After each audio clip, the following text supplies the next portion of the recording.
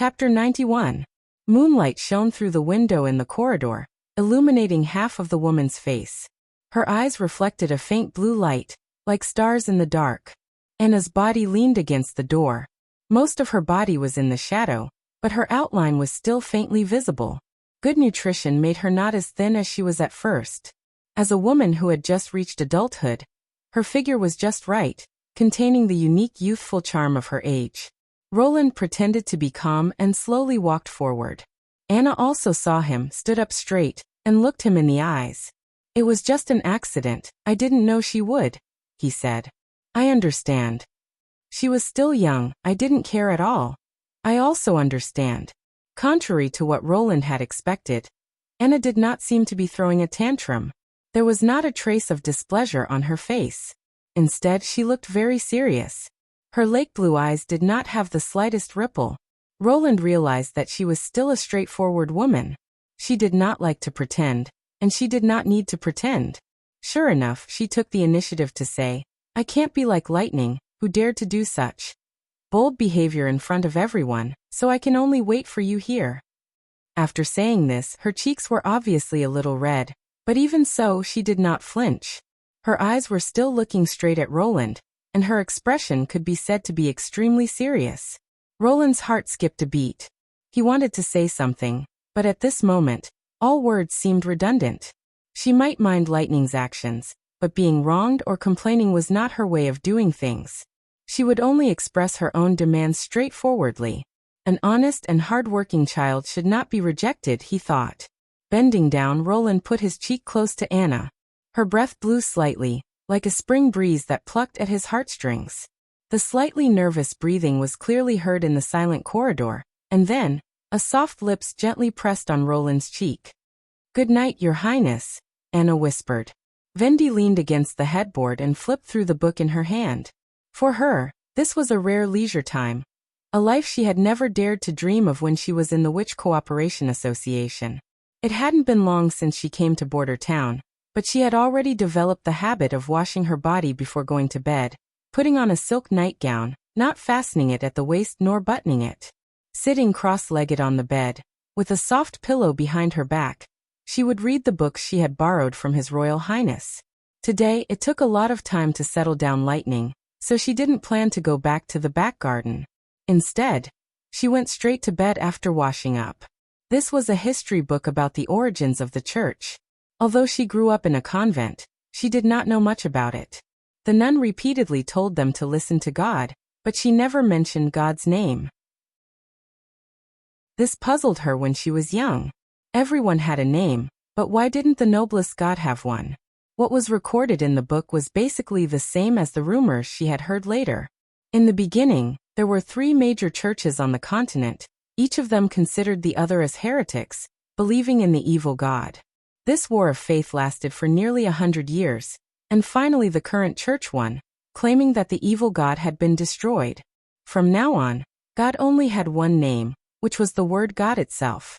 The rest of the book described the glory and immortality of the church, including the establishment of the old holy city and the new holy city, as well as the victory against the evil witches. This made Vendi feel very strange. She had borrowed the history of Grey Castle and a brief history of the continent from His Royal Highness Roland. The first book recorded the establishment, development, and major events of the kingdom in almost every detail. For example, the names of the kings, their marriages, and the whereabouts of their children. The family branches recorded in the book were like a detailed genealogy. A brief history of the continent focused on the evolution of the 4 kingdoms, the alternation of power and political struggles, but the lives of the rulers of each kingdom were still important. But in the history of the church, there was no mention of the name of any pope, or in other words, just like God, the word pope directly replaced the names of the previous leaders. Reading the whole book, it seemed as if he alone had gone through hundreds of years of history. This was simply not in line with common sense. Rather than a record, it was better to say that it was deliberately diluted. At this moment, Nightingale suddenly appeared in the room. Vendi put down the book and looked at the other with great interest. "It's so late, but you actually have time to come here?" The latter rubbed her neck, walked to the bed and sat down. "I just sent Nana home. Where's Lightning?" She fell asleep as soon as she laid on the bed, and her mouth kept muttering "Daddy, Daddy." Vendi shrugged. She usually looks bold, but she's still a child. In your eyes, everyone is a child. Nightingale snatched the book from her hands. His Royal Highness said that you should try not to read at night, especially sitting on the bed. If the light is not enough, it will harm your eyesight. Yes, yes, His Royal Highness said. The two chatted for a while, from Silver City to the impassable mountain range, from hearing that a witch had been killed in Border Town to joining hands with the prince to fight against the months of demons. Nightingale spoke a word or two, and from time to time Vendi also spoke a few words. This was the tacit understanding that the two had formed after being inseparable for the past 5 years. Time passed slowly, until the candle was about to go out. Vendi covered her mouth and laughed. What, after seeing Lightning's actions, you can't sleep? What are you talking about? What else could it be? Vendi smiled and shook her head. Veronica, we are witches, you should know that. Oh. Nightingale was silent, and after a long time, she softly responded, yes. This was fate, the fate that all witches could not escape. Vendi stopped smiling and sighed. Roland Wimbledon is the kingdom's 4th prince, and what we have to do is to help him ascend the throne, to become the king of Grey Castle. He will govern the country well, and give us a place to live. But he is still a king. When the time is right, he will marry the daughter of a duke, or the princess of another kingdom, and then give birth to children. Either one or many, or a boy or a girl. The boys will inherit the country, and the girls will marry other prominent nobles. At this point, Vendi paused for a moment, and then said the words that Nightingale, or rather, all witches did not want to hear. Veronica, we are witches, and witches are unable to bear children. Even if you think optimistically, after His Royal Highness has been in power for 100 years, the sisters will finally be no different from ordinary people, and can walk freely in every land of the kingdom. Occasionally, there will be outstanding witches who enter the upper class, and are conferred as nobles, but the fact that witches are unable to bear children is still unchangeable. They will not have descendants to continue the glory of their family, and similarly, those aristocratic families will not consider marrying a witch. God gives us something, but at the same time, takes away something from us. This is fate, she whispered. May you be merciful. I understand, she whispered. After sending Nightingale away, Vendi's heart was also not very good, but she believed that the other would be able to come out. After all, they had overcome so many difficulties, and would not easily fall on this hurdle. Chapter 92. In this way, our task is over, right? In the square, Cat's Claw cleaned up the remains of the bonfire and said regretfully, I really don't want to go back to work in the mine. To be honest, I miss the months of the demons. Yes, I also don't want to deal with those stones, Jop answered. The most important thing is that the pay difference is too big. Where else would there be a job like the artillery team, where there is meat to eat every day and a monthly salary of 15 silver royals? What nonsense are you talking about? Van who was holding a torch to illuminate the surroundings, snapped. This time His Royal Highness gave out a lot of food, so no one starved to death during the months of the demons. Think about the last 2 years, half of the people in the old district didn't survive the winter. Do you still miss it? Besides, the team will not be disbanded. His Royal Highness recruited us into the artillery team and burned so much gunpowder, just to listen to the sound? But the demonic beasts are gone. Why does His Royal Highness still need the artillery team? Rodney asked, leaning on his broom. The artillery team was not prepared for demonic beasts. Vanner thought for a moment, but in the end he didn't say it. Anyway, we'll know the answer tomorrow. He yawned and waved his hand impatiently. Hurry up and clean up this place. I want to go back and sleep early. The next morning, the assembly call resounded throughout the camp, confirming Vanner's statement. After everyone had gathered, Iron Axe stood in front of the team and said loudly, You have completed the first stage of the task, to protect Border Town from the demonic beasts. After 3 months and 6 days of fighting, you have won the approval of His Royal Highness. Next, the militia will be reorganized into His Royal Highness regular army. If you don't want to continue fighting, you can stand up now. His Royal Highness said that if you leave the militia, you will be given full pay. and an additional 25 silver royals as he thought about his Royal Highness words. Well, retirement pay. Among the 300 people, no one moved, only Cat's Claw raised his hand and said, "Report." This was also one of the strange rules set by His Royal Highness during the training. The team members were not allowed to whisper in private, and when there was something to ask, they had to first shout, "Report." Iron Axe nodded. "Speak. What does the regular army mean? Does it mean that we are conferred the title of knight?" Vanner could not help but laugh, but he quickly returned to a serious face. Knight. They were considered nobles. Not only did they have properties and squires, but they were also given land. Asking such a question was a disgrace to the artillery team. No, Iron Axe explained patiently. Apparently, he had also asked His Highness about this. The regular army is an army that specializes in fighting. They fight only to protect His Highness and protect His Highness' territory. In other words, when a worker is digging in a mine, you are training. When a farmer is harvesting wheat, you are training. When a merchant is selling his goods, you are still training. All the training is for the sake of victory in future battles, just as you did during the months of the demons. Then how is it different from the militia? Cat's Claw asked again. More frequent training, stricter regulations, and more generous rewards. Report. This time it was Rodney. After Iron Axe nodded, he eagerly asked, "What's the better reward?" Vanner sighed. Why were all the guys in his group so impetuous? Although he also wanted to know the answer to this question. The regular army will implement the officer system. Those who complete combat tasks according to the designated plan, or have outstanding performance can be promoted to an officer. Iron Axe said loudly, "For example, standing in my position." Is this what His Highness said? Vanner thought, if it was really implemented, wouldn't it encourage everyone to go against their superiors? He quietly looked around, but the crowd seemed not to realize this problem and still listened with relish. Officers can get a higher salary and their own land. The last sentence made the team burst into cheers. Vanner was no exception. He even wondered if he had heard wrong. If they could get their own land, what was the difference between them and the knight? But remember, once you choose to become a regular army, you will have to abide by a completely different system from the militia. For example, failure to complete a task, desertion, rebellion, and other violations of discipline will be severely punished. This is not a matter of eating an egg. The punishment includes labor, imprisonment, and even hanging. And the position and rewards obtained will also be taken back. Iron Axe paused. It's not too late to quit now. The crowd was silent. Iron Axe was silent for dozens of breaths, but still no one moved. He could not help but grin and said, "Very good. Then from today on, you are a regular army under the direct command of His Highness Roland Wimbledon." Vanner himself felt that it was incredible. If he had heard those terrible punishments 3 months ago, he would have already run away. What was the use of promotion?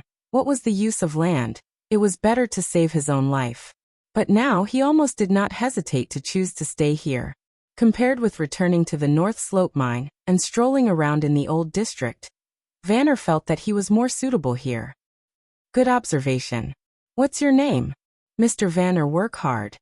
Thinking of His Highness' encouragement, he once again confirmed his idea that he belonged to the militia. In the future, he would also be a member of the regular army and continue to fight for His Highness. Iron Axe soon announced the first training of the day, field training. At first, Vanner did not think it was a big deal. Running training was rarely interrupted, even during the months of demons. After breakfast, depending on the weather, they had to run 2 laps around the town, unless it snowed heavily. According to His Highness, this was good for exercise, so that when defending the city wall, their hands and feet would not be stiff, and they would not be able to thrust their spears. But when the team ran out of Border Town, he immediately felt the difference between the two. At this time, the snow in the wild was far from melting. It had been snowing on and off for 3 months, and now it was knee-deep. Rather than running, it was better to say that they were crawling in the snow. The team suddenly became sparse, and it took a lot of effort to pull out 1 foot. There was no doubt that this special training must have been thought up by His Highness. Vanner had already seen through His Highness' idea. At this time, protests were basically useless, and the only thing they could do was to persist to the end. They spent the whole morning going back and forth. When the team returned to Border Town, Vanner only felt that his 2 legs were not his own. The snow that had been poured into their boots had turned into water, and even standing under the sun, most of the people were still shivering from the cold. The huge consumption of physical strength aggravated the cold, and even Iron Axe felt somewhat unbearable. He announced that the team was disbanded, and the lunchtime was delayed by half an hour, so that everyone could first change their soaked shoes and pants. To everyone's relief, the afternoon training was also cancelled. Of course, they did not know that Lightning had been following their training. This was also the little girl's daily training. Precise control of magic and uniform flight. When she reported the information she had observed to Roland, the latter almost did not know whether to laugh or cry.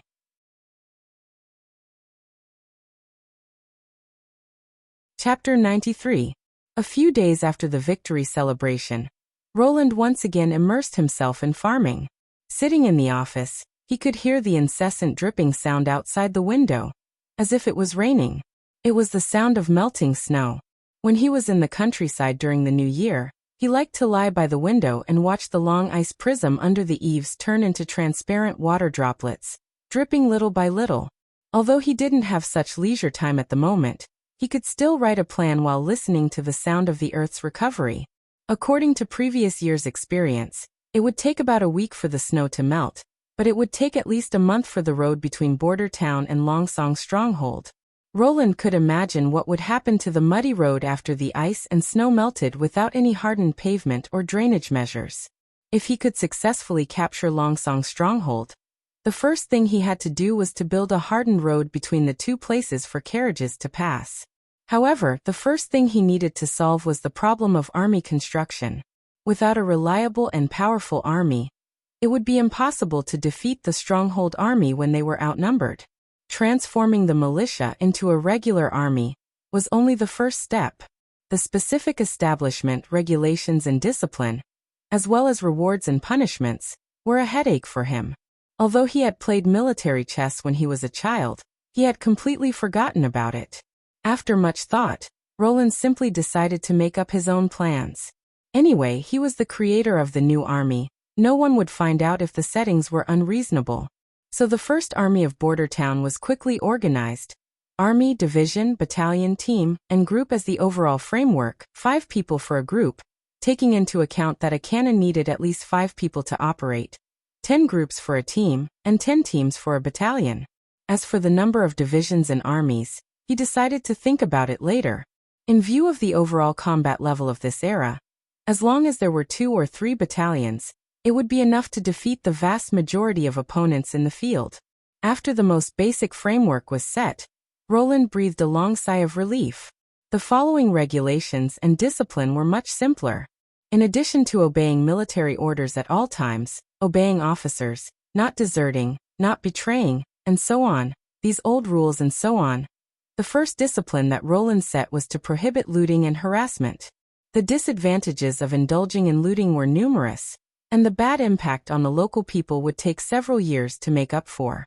This was also the reason why he insisted on using civilians to form the army. When the nobles responded to the liege's summons, it was impossible for them not to participate in the plundering after defeating the enemy. In other words, the main reason why they were willing to follow the legion to battle was that they could plunder the enemy's wealth and territory. Of course, that included the innocent civilians in the territory. As for the mercenaries and bandits, it was needless to say. They looked fierce, but in reality, they could only fight with the wind. At the same time, robbing was a big source of income for them, so military discipline was meaningless to them. Only an army made up of commoners would not treat other commoners as lambs waiting to be slaughtered. Of course, it was not enough to rely on discipline and torture alone. As time passed, the greed in the bottom of his heart would continue to grow with each victory. Therefore, rewards must be given at the same time in order to put an end to plundering and other violations. In order to make the reward sufficiently motivating, Roland decided to give out his ultimate weapon, granting fields for military contributions. As long as they made great contributions in battle, they would be granted a piece of land. Roland had already thought about the source of the land. It was the land between Border Town and Longsong Stronghold. In an era where 90% of the land belonged to the aristocracy, this was definitely a generous prize. Once they obtained permanent property, these people would closely adhere to him, and anyone who wanted to overthrow him would encounter the fiercest resistance from those who benefited from it. The people didn't need to be driven by words or whips, but by real benefits. In other words, as long as he could always represent the fundamental interests of the people under his rule, no one could shake his ruling position. Different from the traditional fiefdom, Roland controlled the area of the granted land to be between a few acres and a dozen acres. It could be used to build their own houses by serfs, or hire farmers to take care of the fields, but it was impossible to establish an industry. In contrast, a knight's territory was close to 2,000 acres, an area equivalent to a small village. The income from the businesses above could provide for the knight and his attendants' combat needs, such as the purchase of weapons, armor, and horses. Such a small area of land as a reward would not arouse strong opposition from the aristocratic interest groups, but would also weaken the independence of the recipient. In Roland's view, it was like a retirement pension, which could ensure that soldiers would have a stable income after retirement. At the same time, in order to strengthen the centralization of power and avoid the situation of the servant's servant is never my servant, the person who granted the land only had the ownership, but no autonomy. In other words, the land still followed the laws, regulations, and systems of the lord's jurisdiction. In a sense, they were more like the farmers of the later generations. Roland stretched himself as he wrote down the rules of the preliminary system one by one. Next, he could finally devote himself to the field he was good at, the development of weapons. As the speed of the production of guns increased, continuing to assign pikemen to protect the musketeers would be a waste of manpower, and the latter must have the ability to fight independently in close combat. The solution was very simple, and that was to add a bayonet to the gun. Roland didn't expect his troops to take the initiative to launch a melee attack on the enemy. He only needed to have the strength to fight when the enemy was desperate, and the cannons couldn't completely destroy the enemy's courage. Bayonets weren't difficult to make. If you wanted to pursue simplicity, it was a sharp cone, and if you wanted to further increase its lethality, you could cut a blood groove on it. The key was the connection between the bayonet and the gun. The original bayonet had a thin wooden shaft wrapped around the hilt, and the wooden shaft could be inserted directly into the gun barrel. The advantage was that it was easy to make, but the disadvantage was also very obvious. In close combat, you couldn't shoot, and after stabbing someone it was easy to fall into a predicament where you couldn't pull it out. Roland planned to produce the improved second generation of bayonets, the casing bayonet. The end of the handle had a corner, and it was connected to an iron casing. The inner diameter of the casing was slightly larger than the barrel, and it had a groove. The barrel only needed to be welded with a piece of iron bar for the groove to be inserted, and the blade could be fixed. The blade was a triangular iron, and all three sides were sharp. After stabbing into the body, it wouldn't affect pulling it out, but at the same time, it would leave a wound that was difficult to heal. The casing bayonet, after being installed, would be slightly higher than the barrel, which would affect the loading of ammunition. But compared to the folding bayonet, it was simple enough and convenient to mass produce. As long as they made a sample, they could hand it over to the blacksmith shop to make it. To make the bayonet useful in actual combat, the key was to train the soldiers how to use it. Chapter 94. The production of the artillery was also steadily advancing. The second cannon embryo had already entered the enlarging stage, while the third cannon was still in the process of accumulating materials. If he was lucky, after a month he would have a magnificent lineup of 4 12-pound cannons. There was no doubt about the superiority of firepower, but how to turn this advantage into victory? This was a problem that Roland had been thinking about. Before he had crossed over, he was just a mechanical dog. Like most people, his understanding of war came from history, movies and games. If it was a completely cold weapon war, he would let Carter and Iron Axe command. But this battle was not the same. No one could understand the combat style of hot weapons better than himself.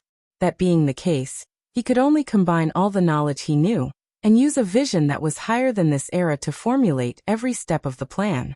In order to ensure victory, Roland let lightning go back and forth between Longsong's stronghold and border town every day, first to observe the road conditions, and second to accurately calculate the distance. Roland believed that victory in war was based on a lot of investigation and calculation. Whether it was the development of tactics or the deduction of the battle situation, it was inseparable from these 2 points. Using the measurements set by the last time he cast the cannon, he made several 1-meter-long iron rods and 100-meter-long hemp ropes. Then in the artillery test field west of border town, according to the hemp ropes and the wooden rods, he drew out a flight runway about 1 kilometer long.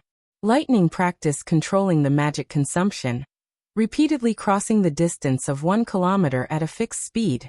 When she was proficient in the magic output, Roland began to measure the distance between Longsong's stronghold and border town. Using the sundial to get the time to go back and forth, he calculated that the distance between the 2 places was about 54 kilometers. Of course, this was only a straight-line distance. In fact, if they traveled by land, they would have to make 2 big turns to avoid the foot of the impassable mountain range. In any case, if the Duke chose to march by land, it would take at least 3 days to reach border town. With lightning as the scout, Roland would be able to clearly understand the enemy's position, as well as the actions to take. Within a range of 2 kilometers west of border town, he had inserted a lot of signal markers to mark the distance. As long as the enemy entered this range, the artillery team could quickly adjust the corresponding muzzle angle without the need for a firing meter. Now he began to worry. What if the enemy didn't come over? Just then, there was a knock on the door. Nightingale, who had been lying on the sofa and chewing on dried fish, suddenly disappeared. Roland coughed twice and said, "Come in." The assistant minister Berev opened the door. "Your Highness, there is a noble from Longsong's stronghold who wants to see you." Oh. Roland did not understand for a moment. They sent another ambassador? Berev. Roland thought for a moment. Stronghold, stronghold, stronghold, stronghold. Berev. Roland did not understand. Roland thought for a moment before remembering that border town had indeed been inhabited by nobles in the stronghold. Stronghold said. Moreover, he came here at the beginning of spring. Had he not seen the iron fists of the royal family? What? What of stronghold roar? Was Roland roared? Roland. Stronghold cannon. Roland wanted to agree, but then he changed his mind.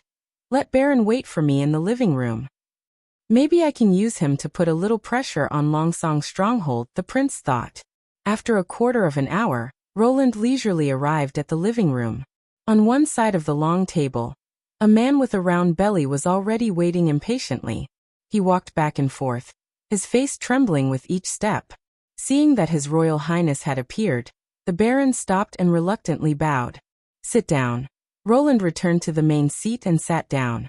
According to his usual habits, even if it wasn't dinner time, he would let the kitchen prepare a dessert, but today he didn't even let them prepare a cup of tea.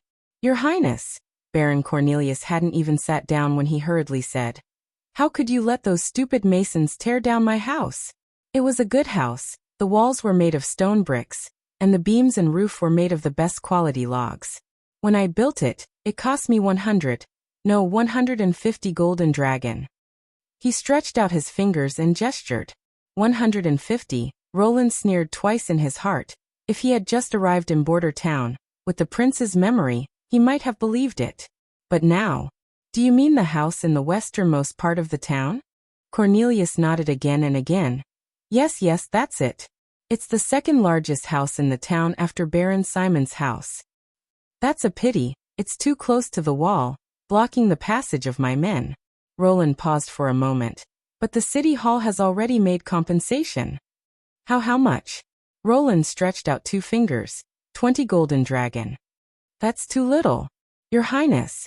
Cornelius opened his mouth, as if he wanted to argue, but in the end he held back. He took out a handkerchief and wiped the sweat from his forehead. Well, 20 golden dragon, where should I go to get this money? Get. Roland pretended to be puzzled. This money has already been paid to the owner of the house. What? Wait. I am the owner of the house. Not you, it's Blair, the captain of my second militia. Who is that? The Baron shouted loudly. Your Highness, you are mistaken. I am the owner of that house. Is that so? But I didn't see you during the winter. Roland raised his eyebrows. How can you say that house is yours? Of course I went back to Longsong's stronghold. Who would want to stay in this damned place? If I'm not careful, I will be fed to the demonic beasts. Idiot, Roland evaluated him in his heart, but he still maintained a flat tone. So you want to say that because you were afraid of the demonic beasts, you abandoned your lord and ran away? Is that it? The Baron suddenly froze. Guards, Roland clapped his hands.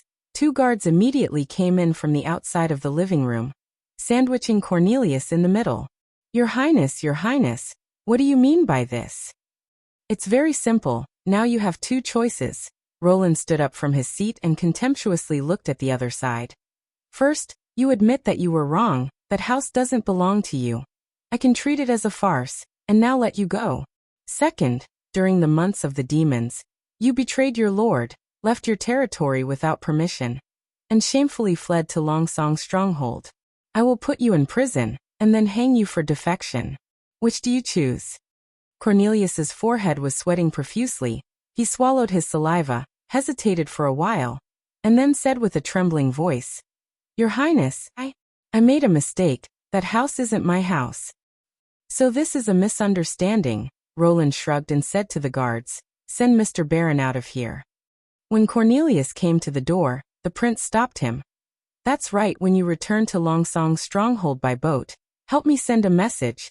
Tell those, the nobles who will have the same misunderstanding as you. If you don't intend to choose the second option, then you don't have to waste your time coming to Border Town. As you wish, Your Highness, Cornelius said with a forced smile. But the moment he turned around, Roland saw the other side gnashing his teeth.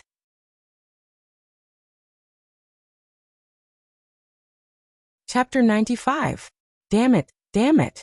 What kind of bullshit prince is he? Isn't he just a poor guy who was thrown into the wilderness?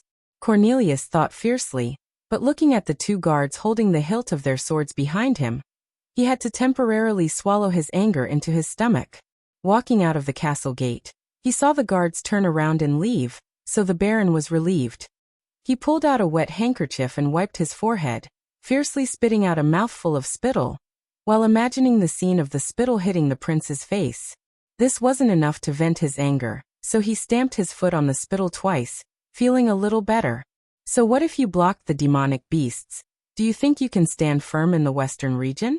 Continue to be proud. Let's see how long you can be proud.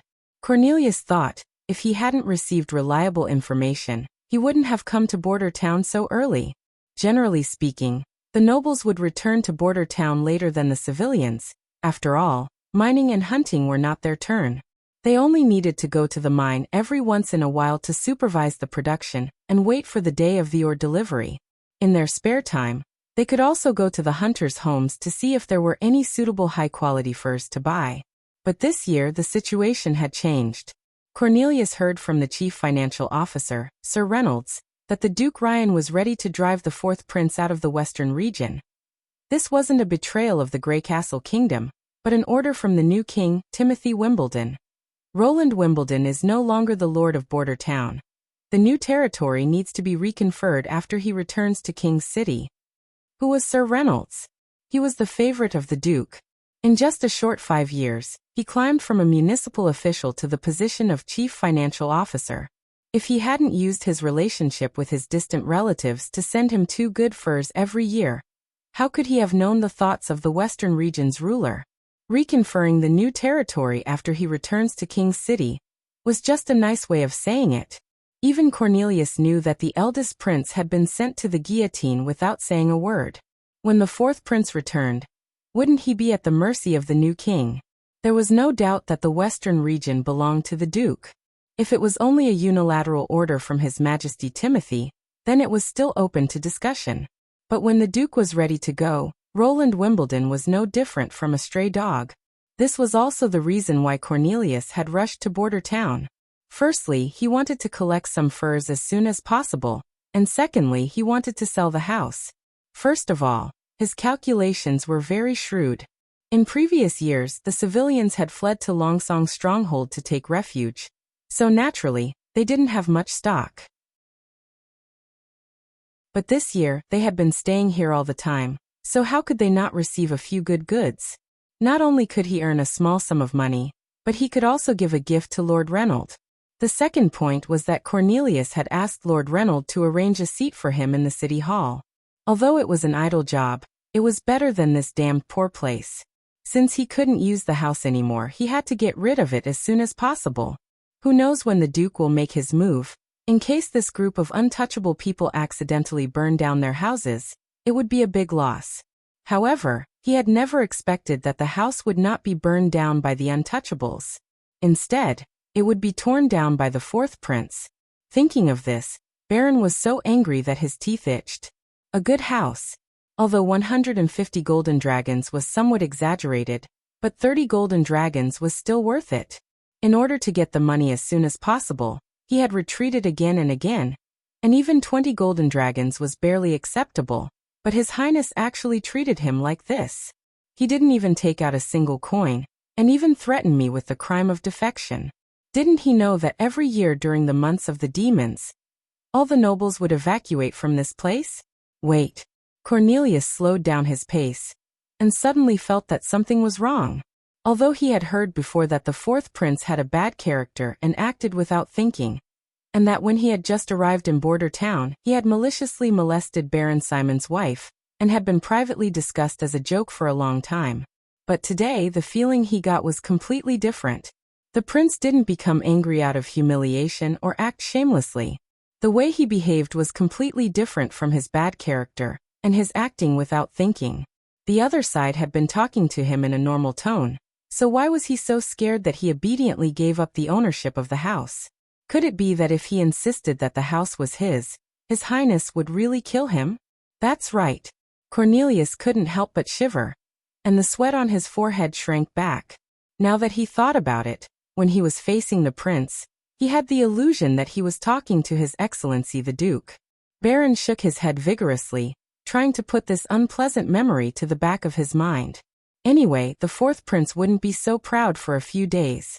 When Duke Ryan brought Border Town back under his control, and when he escorted Roland Wimbledon to King's City, he would have to laugh at him. Maybe with these 20 golden dragon coins, I can ask His Excellency the Duke to help me seek justice.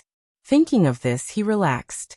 Since he had received a few good furs, he didn't need to sell the house. He might as well just go back to Longsong's stronghold.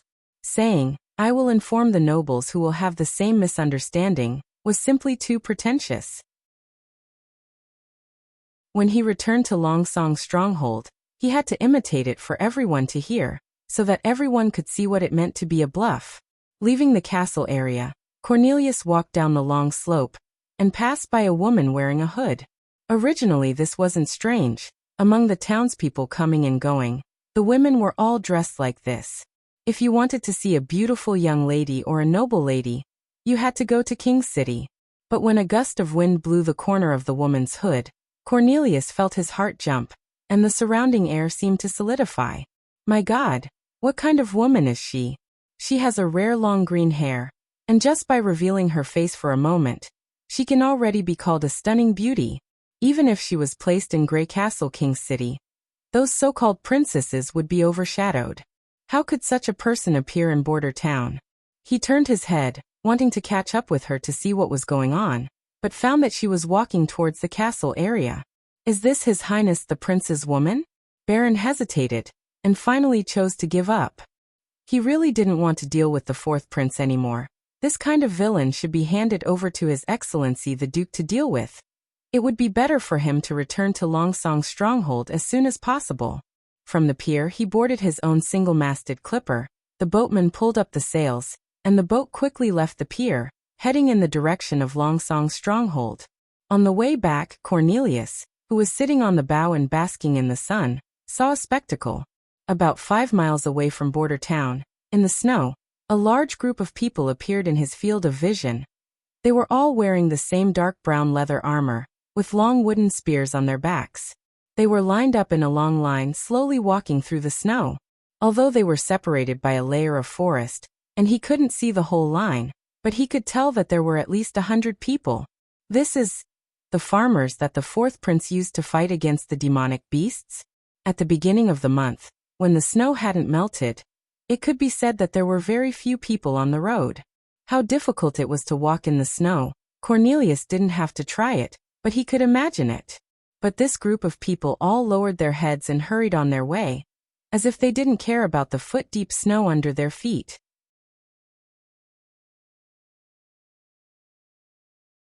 Chapter 96. Seeing the busy people around her, Leaf never thought that she would be so close to a town in the secular world one day. After entering the boundary of Border Town, the low brick bungalows, like a dusty memory, appeared in front of her one after another. Obviously, she had escaped to the impassable mountain range for less than half a year, but she felt that the scene in front of her was so strange that it was like another world. The months of demons had just passed, and the townspeople had gone through a winter of lack of food and clothing, so their complexion and health should be very bad. Leaf remembered that the Witch Cooperation Association had passed through the slums of Silver City in the winter. There were starving and frozen bodies everywhere, and the people who were still alive were like walking corpses, numb and sluggish. But here, most of the people she saw were full of energy. Some were drying dried fish in front of the house, some climbed on the roof to repair broken tiles, and most of them were strong men carrying hoes and hammers, talking and laughing with each other as they walked north of the town. In such a situation, Leaf would pull down the brim of her hat and try to avoid them as much as possible. The location of the castle was very eye-catching. It was on a high hillside in the southwest corner of the town. There were no usable plants around, so it would be very difficult to sneak in quietly. Hiding in the trunk of a tree to avoid the enemy was possible, but to let the tree climb up and send her in would make too much noise. She was not a witch who was good at hiding, so after thinking it over, Leaf felt that instead of hiding, it would be better to walk into the castle openly. If Nightingale did not lie to her, even if she walked through the front door, there would not be any problem. If Nightingale lied to her, and lied to the sisters of the Witch Cooperation Association, she was sure that she could escape from the 2 guards in front of the door. Of course, the worst-case scenario was that Nightingale completely betrayed everyone and relied on hunting witches to work for the prince. In that case, she would most likely die here. As a top combat witch, few people could escape from Nightingale's pursuit. Even someone as strong as Kara did not have the confidence to win. Leaf had already prepared for the worst. If she could not return alive, Scroll would take over the position of a mentor and lead the sisters to continue on their journey. As for where their destination was, no one knew the answer. She slowly walked up the hill and approached the castle gate. The guard quickly noticed her. He placed his hand on the hilt of his sword and shouted, "This is the prince's temporary imperial residence. You shouldn't be here. Back off." He paused, then added, "If you have something urgent to report, go straight down this road to the left and go to the town hall. There will be someone there to receive you." Leaf took a deep breath and took off her hood. Unsurprisingly, she saw the 2 of them show a surprised expression at the same time. Without waiting for them to recover, she bluntly said, "I'm a witch." The moment she said this, she was prepared for the guards to draw their swords. But the 2 guards just glanced at each other. They didn't show any of the disgust that ordinary people would show when they heard about a witch. One of them even asked with interest, "Witch, what can I do for you?" This reaction made Leaf's heart beat faster. She suppressed the excitement that was about to burst out and said as calmly as possible, "I want to see Nightingale. Or Anna and Nana can do it." In Nightingale's story, witches were frequent visitors to the castle. His Royal Highness didn't restrict their freedom, and the guards who guarded the castle turned a blind eye to them coming in and out of the castle under the instruction of Prince Roland. If what Nightingale said was true, it was impossible for the guards not to have heard of their names. The guard who asked the question patted his partner on the shoulder and said, "You stay here and look after her. I'll go inform His Royal Highness." Leaf watched him walk through the gate and quickly disappear into the garden. What would be waiting for her? Would it be a welcome from the sisters, or would it be a siege by the guards? Or would it be a sharp blade from the shadows? She found herself caught in a strange contradiction. She obviously wanted to believe in Nightingale, but the closer she got to the answer, the more afraid she was of being disappointed. Could it be that Nightingale had changed her name here, and was not called this at all? Could it be that Anna and Nana were made up by her? Or time had never moved so slowly before? Every heartbeat seemed to cross 100 years. In the long time, she quietly waited for her fate. She didn't know how long it had been, or maybe it was just a short moment, but she heard Nightingale's voice. In a trance, she thought she had heard wrong. A familiar figure appeared from behind the door and rushed toward her, arriving almost at the same time as the voice. Then, she was embraced by a warm body. "Leaf, welcome home. These are my spare clothes. You can wear them first." Nightingale rummaged through the wardrobe. "And a coat, shoes. Well, a nightgown and a bath towel. Why are you in such a hurry?" Vendi shook her head with a smile. "When His Royal Highness gets up, he'll take care of her." Looking at Nightingale, who was busy, Leaf's eyes became warm again. She sniffed, bit her lips, and wiped away her tears. She was afraid that if she opened her mouth, she would be unable to hold back her tears. It turned out that Nightingale hadn't lied to her. A prince who was willing to be kind to witches really existed. "Do you want to take a hot bath first? You must be tired from rushing over from the camp." Nightingale put the bath towel and clothes beside Leaf. "His Royal Highness is taking a nap. When he wakes up, he'll be very happy to see you. By the way, have you found the Holy Mountain? How are the other sisters?" As soon as this question came out, Leaf's vision suddenly became blurred. She couldn't bear it any longer. She hugged Nightingale and released all the pain she had been suppressing in her heart these days. She cried until Nightingale's chest was completely soaked. Only then did Leaf gradually calm down. Then she told the story of what had happened to her sisters after the three of them left the Witch Cooperation Association. When she talked about how many of her sisters had died in the barbarian land, she felt Nightingale involuntarily clench her hand. When Leaf finished her story, Vendi's expression became extremely heavy. "I didn't expect that Kara would lead the Witch Cooperation Association to a dead end. Only 7 of our 42 sisters were left. I also have an unshirkable responsibility. If I had stood firmly on Nightingale's side." "It's not your fault," Nightingale said sadly. "No one can predict the future. The key is what to do next." She looked at Leaf. "You said that there are 6 sisters who survived. Where are they?" "They are waiting for my news at the entrance of the canyon. We agreed that if I couldn't return, Scroll would take them away from here, or to the southernmost corner, or across the strait. Then we have to hurry and bring them back," Nightingale immediately said. "I'll set off now. Vendi, I'll leave Leaf in your care." "Wait, what if they don't believe you?" "Leaf also has to go and call Lightning. She should be practicing flying in the west of the town at the moment. You can take a few more horses with you so that the sisters can walk less," Vendi carefully said. "But His Royal Highness, isn't he still sleeping?" Leaf was stunned. "Don't you need to ask him?"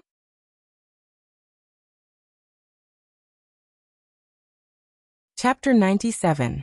When Roland entered the office, he was surprised to find that the one in the room was not Nightingale, but Vendi. What happened? He poured himself a cup of warm water. "Where is Nightingale?" "She went to meet her sisters." "Really?" Roland picked up the cup and was about to take a sip, when he suddenly felt something was wrong. "Wait, what sisters?" "The sisters of the Witch Cooperation Association. They came to Border Town," Vendi replied. "Didn't they go to find the Holy Mountain?" He suddenly stood up. "How many people came?" "The one who wanted to hurt Nightingale. I think she was called Kara the Snake Witch. Did she also come?" "No, Your Highness, they couldn't find the Holy Mountain. In the wasteland, they encountered a terrible monster, and in the end only 7 of them survived." Vendi repeated Leaf's narration, then bowed and apologized. "At that time you were still taking a nap. Please forgive me for making the decision to let Nightingale and Lightning pick them up." "It doesn't matter," Roland waved his hand. "You know I won't blame you for this kind of thing. What kind of abilities do they have?" "I don't know, but I heard from Leaf that they aren't fighting witches, maybe." Vendi hesitated. "They won't be of much use to you." Non-fighting witches? Roland's heart was suddenly full of expectations. Under the constraints of the god stone of retaliation and the effective range of the witches, their fighting ability was actually very limited. Production was their best field. If there was a witch who specialized in plastic, he could solve the problem of rough processing technology, directly entering the era of large-scale mechanical production. If there was a witch who could generate electricity, Bordertown's night would be as bright as day. Next, he would become the king. He would marry a witch, reach the peak of his life, and lead everyone to achieve the 4 modernizations. Just thinking about it made him excited. Your Highness, don't you need them? Perhaps the long silence made Vindy worried. She asked in a low voice. No, how could that be? Roland came back to his senses and said word by word. I'll take in as many witches as you want. Just as the sun was setting, Nightingale took the rest of the Sisters of the Witch Cooperation Association back to the castle, while Roland prepared a sumptuous dinner in the castle hall as a welcome feast. The witches were obviously very hungry, but since it was the first time they were eating in such an environment, everyone was very reserved. This was the first time most of them had seen the Lord, not to mention that the Lord was a prince. Fortunately, in addition to Roland himself, there were also 2 local witches, Anna and Nana, to demonstrate. With the addition of Lightning, who didn't know what awkwardness was, to liven up the atmosphere, everyone finally relaxed a little, and there were sounds of conversation at the banquet. Roland chewed on a piece of fried bread as he sized up the group of women in front of him who had completely different styles, but could all be considered beautiful.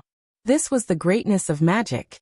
Even if in the future there was no need for witches to participate in the development of technology, their appearance would always be a scenery that would never fade away. Carr's model district had not yet been completed, so the witches could only live in the castle for the time being. There were still 4 empty rooms on the 2nd floor. Roland thought about it and decided to change the single room into a shared room for 2 people. After all, the big beds were prepared for visiting nobles and could accommodate 2 people. After the dinner, the prince finally ushered in the long-awaited part, the ability questioning. The witches, accompanied by Nightingale, took turns to enter the office. Roland acted like an interviewer, recording each of their characteristics, and for the first time, he used the god stone of retaliation to test the effect of their abilities. The whole process was like a job fair. When the last witch was done with her questioning, Roland's eyes widened. He let out a long breath and stretched himself. If he wasn't afraid that Nightingale might be squatting on the side and eavesdropping, he really wanted to hum a superstar. Although he didn't find a witch who specialized in shaping and generating electricity, the progress of the modernization would be delayed, but this batch of witches still brought Roland a great surprise. The most important one was the witch named Leaf. He spread the records on the table one by one, and pulled out the records about her. Before adulthood, Leaf's ability was still limited to increasing the fruit of plants. After adulthood, this ability was greatly improved and derived a branch ability, plant manipulation. The first ability could be used to improve fruits and seeds, increase production, and enhance the effect of herbs. The branch ability gave her the possibility to change the characteristics of plants. According to her, by injecting magic into plants, she could make dead branches grow green leaves.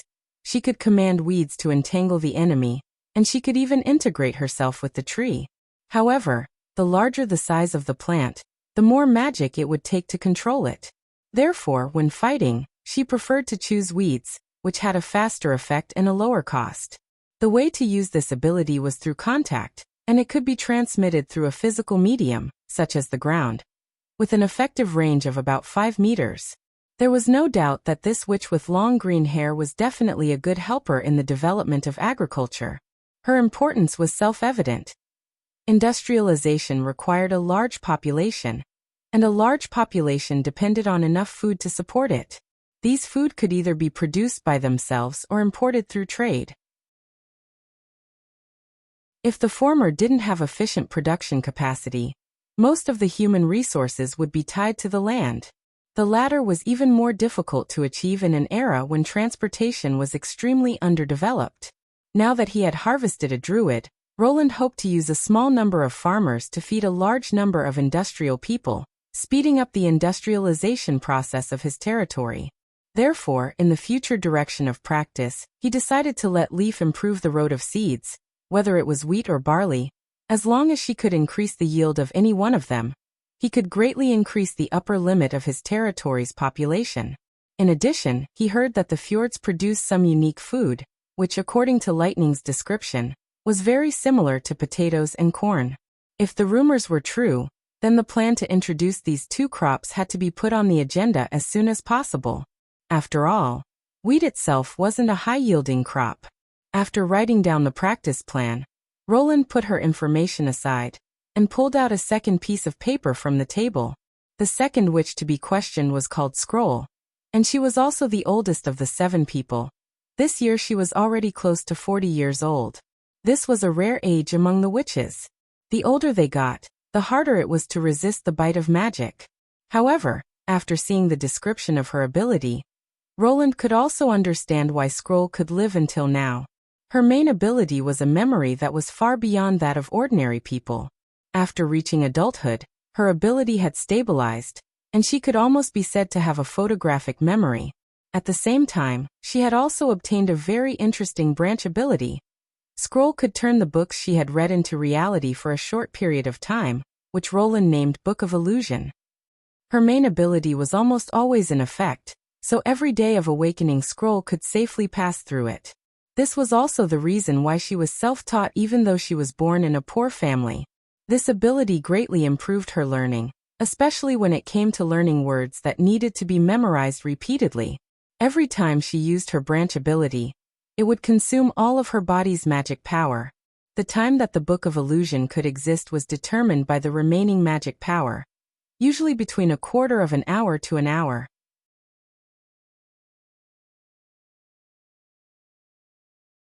Chapter 98. The third witch was called Hummingbird. She was a short witch just like her nickname. When asked about her ability, she was much more reserved than the other witches. She had just reached adulthood this winter, with symmetrical dimples, delicate facial features and a soft voice. She looked exceptionally cute. Her ability was to lighten objects. After attaching her magic to an object, she could greatly reduce its weight. According to her, it was close to 0. After Roland let Hummingbird use her own teacup to demonstrate, he found that the cup could almost float in the air. That is to say, its weight was equal to that of air. Of course, in the eyes of the people of this era, air had no weight. It seemed that this was also the reason why the Witch Cooperation Association could cross the western border of Grey Castle without any supplies. With the little girl's help, bags of wheat and dried fish could be easily carried on the road. Only a few people could carry a large amount of supplies, which could greatly reduce the logistical pressure. Although Hummingbird was an adult, she didn't have a derivative ability. Her main ability had to be in contact with the target to be cast, and was ineffective against living beings. The larger the object, the longer the conversion time, and the more magic it consumed. Once the conversion was completed, it could last for several hours. This ability seemed to be very suitable for the transportation industry, and had great potential in the upcoming war. However, there were too many unknown factors, so further tests were needed to be done. Roland wrote at the bottom of the parchment, "Practice with stones of different weights, control the magic output, and accurately control the effective and ineffective time." After dealing with the training plans of the 3 witches, he asked the attendant to add a new candlestick, making the room brighter. But even so, under the wavering orange candlelight, reading and writing were both laborious for the eyes. Roland yawned. He spread out the parchment with the information of the 4th witch. The 4th witch had a rare surname. Her full name was Soroya Zwa-en, and she came from a merchant family in Grey Castle. She had short brown curly hair and a pair of slender eyes. The little freckles on the bridge of her nose didn't ruin her overall beauty, but instead made her exude a unique youthful vitality. Soroya had just turned 19, and her ability was very special. After she became an adult, she could draw the people and scenery that she saw or imagined. Coupled with her magic pen branch ability, she could draw photographic-like images without the aid of paint or relying on paper. This ability, which was comparable to a camera, had countless uses. As for training, she could draw a few pictures every day. He pulled out the next piece of paper. The 5th witch was called Echo. She was a woman from the southernmost region. She was tall and had brown skin. Her eyes and nose were typical of the Sand Nation. It was full of exotic charm. According to her, after awakening, she could initially imitate the chirping of animals. When they reached adulthood, they would be able to imitate any voice perfectly, without any branch abilities. Roland named her ability Voice Illusion. He had no idea what it could be used for now, but the requirement for practice was to shout a few times. The sixth witch to be questioned was Lily. She was only 16 years old, with 2 ponytails and a face as delicate as a doll. When she saw Roland, her expression was a bit stiff. Her ability was to prevent food from spoiling. She had only been awakened as a witch for a short year, but she was already the most popular character in the Witch Cooperation Association. Without her ability to preserve food, a lot of food would deteriorate and become moldy during the exile. Lily and Hummingbird supported the logistics of the Witch Cooperation Association. As for whether her ability to preserve food was achieved by killing bacteria with magic power, it was still unknown. Roland decided to let her use a variety of meat and fruit to practice, and also to test the longest preservation time under the condition that her magic power was exhausted. He rubbed his sore neck and stacked the information of the 6 witches into a pile. There was only one parchment left on the table. This was another surprise that Roland had discovered after learning about Leaf, the 7th witch, Mystery Moon. When she walked into the office, she looked very nervous. Nightingale comforted her for a long time, and explained the reason in his ear. Originally, Mystery Moon's ability was the worst in the camp. It could be said that she was almost useless. She was only responsible for some chores that relied purely on human labor. In addition, she was often blamed by Kara, which made her timid. She was afraid that Roland would think that she was useless and drive her out of Border Town. Her main ability was to magnetize objects. Before she was an adult, she was only limited to metal objects, but after she became an adult, she could magnetize any object in her hands. She didn't have a branch of her ability, so she needed to touch the target to use it. The process was extremely slow. According to her, it would take half a day to magnetize a 1-foot square stone. For the Witch Cooperation Association, this was really useless. Magnets weren't something new. Ships sailing between the fjords and the mainland were equipped with navigation needles. There were many references on land, so they didn't need this kind of thing to quickly find the right direction. On the contrary, magnetized objects would cause trouble for everyone.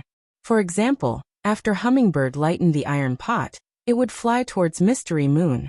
So Kara forbade her to use her power in the camp. But to Roland, this taciturn girl was a priceless treasure that had been delivered to his doorstep. This was also the reason why he wanted to hum Superstar. Was there any more appropriate lyrics than, "You are the electricity, you are the light"? Magnetism generates electricity, electricity generates magnetism. This was a knowledge that any science student would know by heart. In his heart, he thanked Faraday, Gauss, Ampere, and Maxwell. With electricity, there would be light. Maybe it wouldn't be long before he would be able to show another miracle in his territory. A witch who was forbidden to use her ability was still able to survive the demonic bite. Although she was introverted and self-abased, her will wasn't weak. At least, her desire to live was stronger than most people. Roland secretly rejoiced that she had joined the Witch Cooperation Association less than a year ago. Otherwise, over the years, she was likely to be buried alive by Kara. With a stroke of his pen, he set Mystery Moon's training for the next few days to magnetize various objects. He also determined the relationship between magic power consumption and magnetism. With the addition of these 7 witches, Roland's witch lineup suddenly increased to 12 people. After reading so many books, he had a general understanding of the manifestations of magic power. The traditional classification of combat type and non-combat type was not reasonable. He was more inclined to divide them according to the characteristics of their abilities. Generally speaking, the main abilities of witches could be divided into 3 categories. The first category was the self-strengthening type. This type of ability was very rare. So far, only Scroll belonged to this category. This was equivalent to a passive ability that was not affected by the God Stone of Retaliation. Even if she wore a god's stone of retaliation, she could still have a photographic memory. The second category was the summoning type. Anna, Nightingale, Nana, Lightning, Vendi, Leaf, Soroya, Echo and Lily all belonged to this category. The characteristic was that the magic power could leave the body and take effect. Although this distance was limited to within 5 meters, the summoning type of witches had the most varied abilities, and were also the most affected by the god stone of retaliation. Once they entered the anti-magic area, any magic power effect would disappear. However, before the ability was stopped, the result was permanent and irreversible. The third category was the enchantment type. For example, Hummingbird and Mystery Moon. The magic power was cast through contact with the target. The transformation process was slow and consumed a lot of magic power.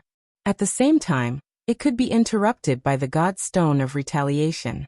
However, once the transformation was completed, it would become an inherent property of the object, and would still be effective in the anti-magic area. The enchantment had a time limit, and the duration was related to the volume of the object and the user's magic power. This was probably the reason why the god stone of retaliation could not eliminate the magic bite. Roland thought. The god stone of retaliation did not affect the gathering and flow of magic power. It affected the process of magic power transformation. Generally speaking, it was aimed at the customer's front end, not the back-end data.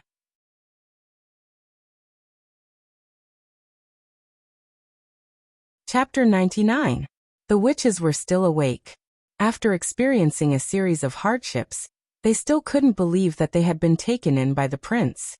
No shackles, no guards. How could they live in such a spacious and comfortable room in the castle? Vendi probably guessed the uneasiness of her sisters. She and Nightingale called everyone to her room, sat around the bed in a circle, and chatted to calm everyone's mood. This is the demeanor of a leader, Leaf thought. If it was Kara, she would never be so careful, or even if she noticed it, she wouldn't have the leisure to comfort her sisters. Sister Vendi, His Royal Highness, what would he want us to do? Hummingbird asked timidly. Compared to you and Sister Nightingale, our abilities are far inferior. Her words resonated with the other sisters, and they all nodded. Vendi burst into laughter. Let me think, the first thing you have to do is to practice your ability. Practice ability? Soroya hesitated. Will His Royal Highness make me keep drawing? It's very possible, Vendi patted Mystery Moon, who had her head down. You too, although Kara forbade you to use your ability in the camp, His Royal Highness won't. On the contrary, he will only encourage everyone to practice and master their abilities as much as possible. My ability will bring trouble to the sisters, Mystery Moon whispered. You still have to practice, Vendi said resolutely. It's related to our life and death. Life and death? Leaf couldn't help but ask. Yes, His Royal Highness Roland found a way for us witches to safely pass the day of awakening. Nightingale took over from Vendi. From now on, we can say goodbye to the pain of magic bite, and all sisters can live smoothly until adulthood. All the witches widened their eyes and looked at Nightingale. For a moment they couldn't believe their ears. Scroll asked in surprise. Is it the Miss Anna you mentioned last time? But you said at the time that you didn't know the specific reason. Yes, at that time it was only His Highness' guess, but later on Nana's day of awakening confirmed this. She was also not harmed in any way. Then this method is. Scroll couldn't help but hold her breath. As long as I consume magic power every day, Nightingale said word by word, I can see the changes in magic power in the fog. Regular use of it would increase the total capacity of the body, and at the same time, the pain of body devouring would be reduced.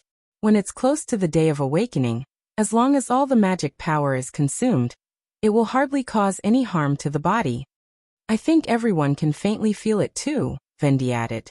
During the days when we were being hunted by the church, we felt that we were being hunted down. We carefully hid in the corners of the town, not daring to use our abilities. As a result, many sisters left us every winter. But this year, in the camp of the impassable mountain range, except for Ainan and Ike, everyone survived the months of demons. So that's how it is. Leaf took a deep breath. This was the demonic bite that she had encountered in the barbarian land. The reason why the duration was so short.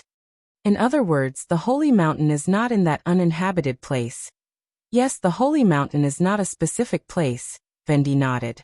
As long as it accepts us, doesn't regard witches as demons, and doesn't restrict us from using our abilities, it is the holy mountain.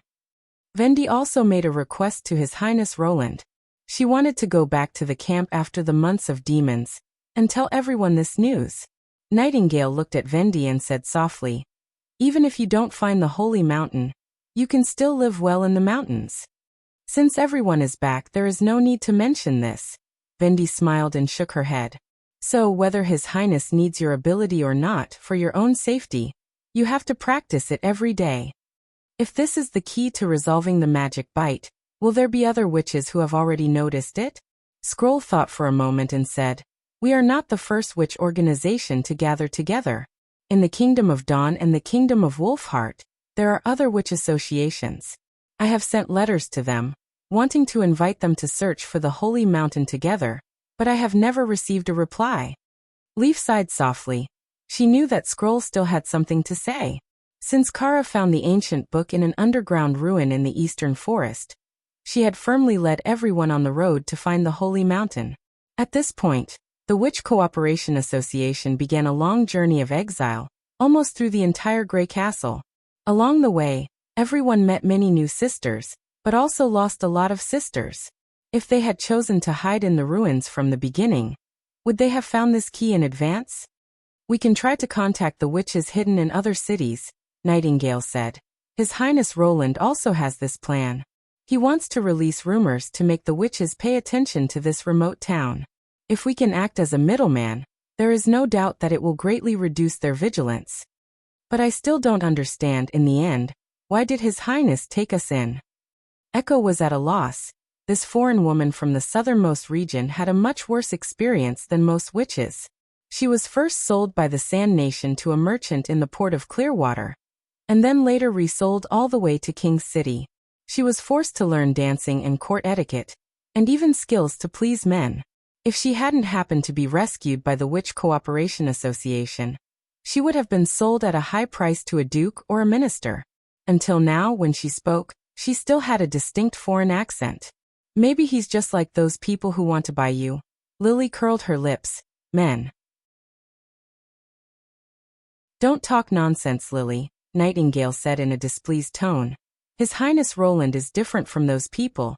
As long as we live here for a while, we will naturally understand." "That's right, I have a deep understanding of this."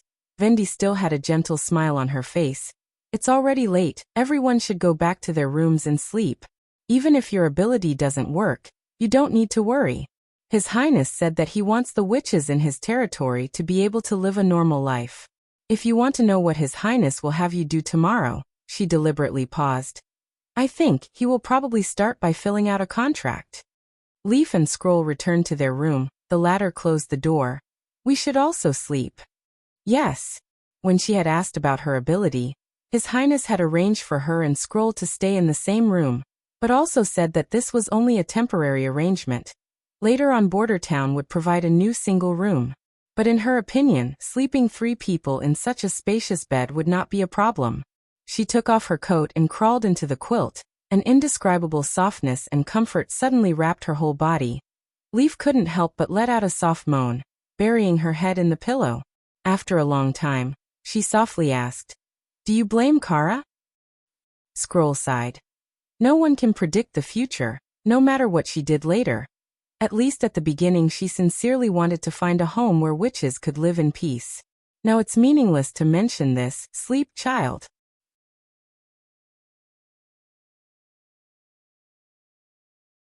Chapter 100. Just as Vendi had said, the next morning, the witches were called to the first floor by the maids. After breakfast, the prince handed each of them a piece of fine parchment. Considering that some of the witches couldn't read the words, Scroll repeated the contents to everyone. Then they signed and pressed their fingerprints. Roland knew that it was difficult for them to really understand the meaning of each line of the contract, but it didn't matter, they would eventually understand. He also knew that even if it was a contract of slavery, they would still sign their names at this moment. Roland didn't feel that providing a relatively generous contract was an act that would make him suffer a loss.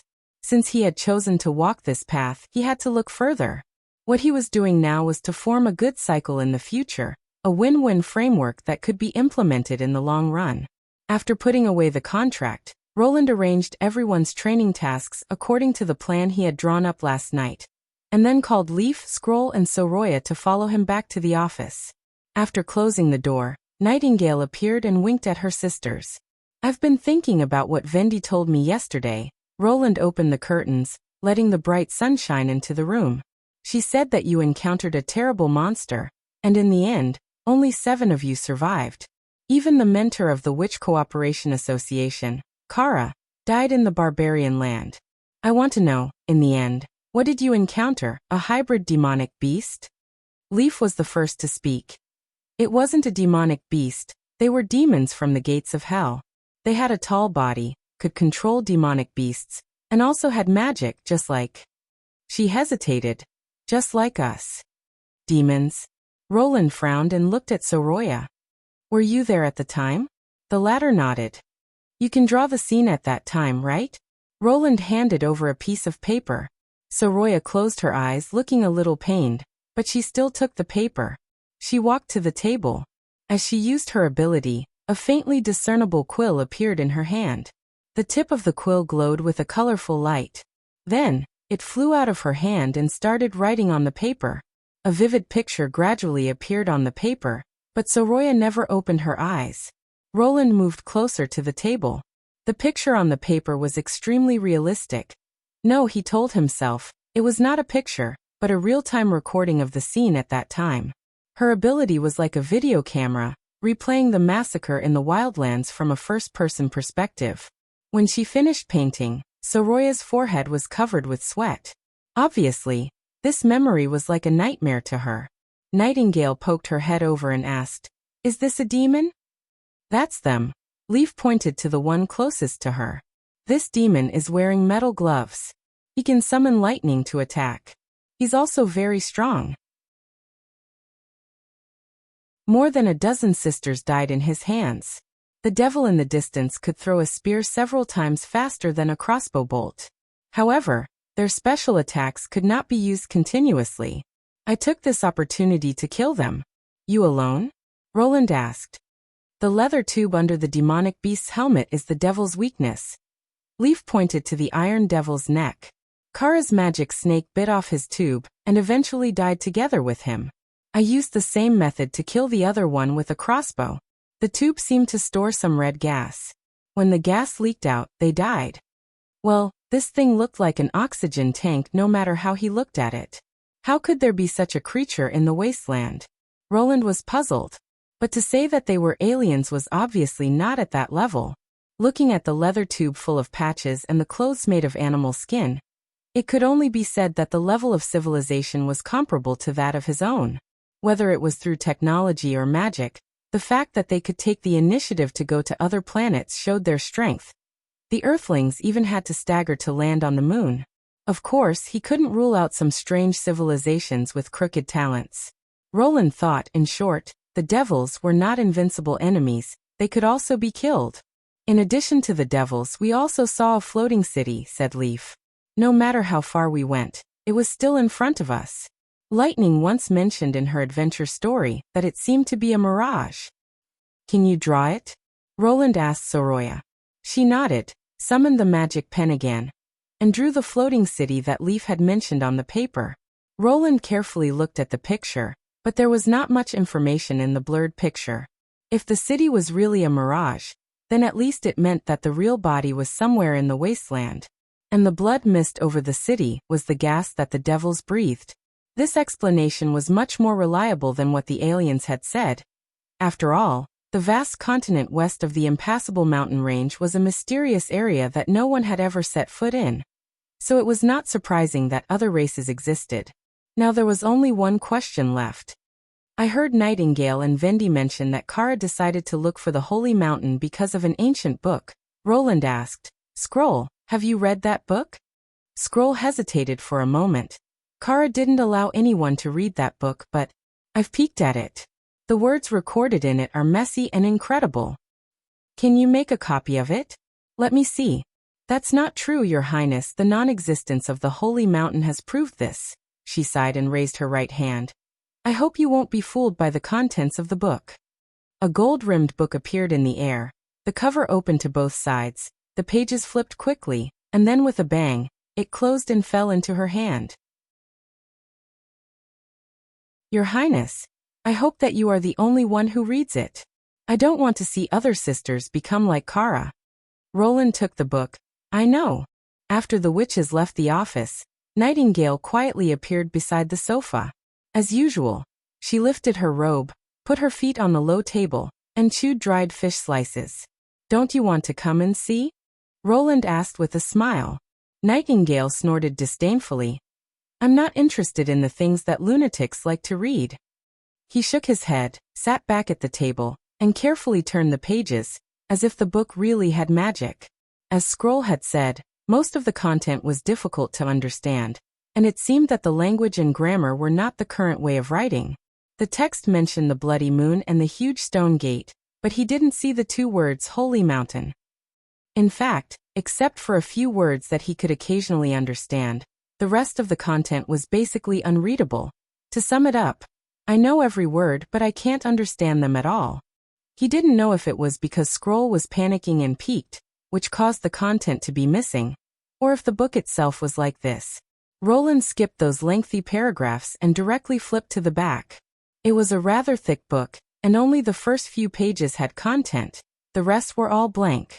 From the last page onwards, the handwriting suddenly changed. The previous neat handwriting became sloppy, as if it had been hastily jotted down, but the content was clear and easy to understand.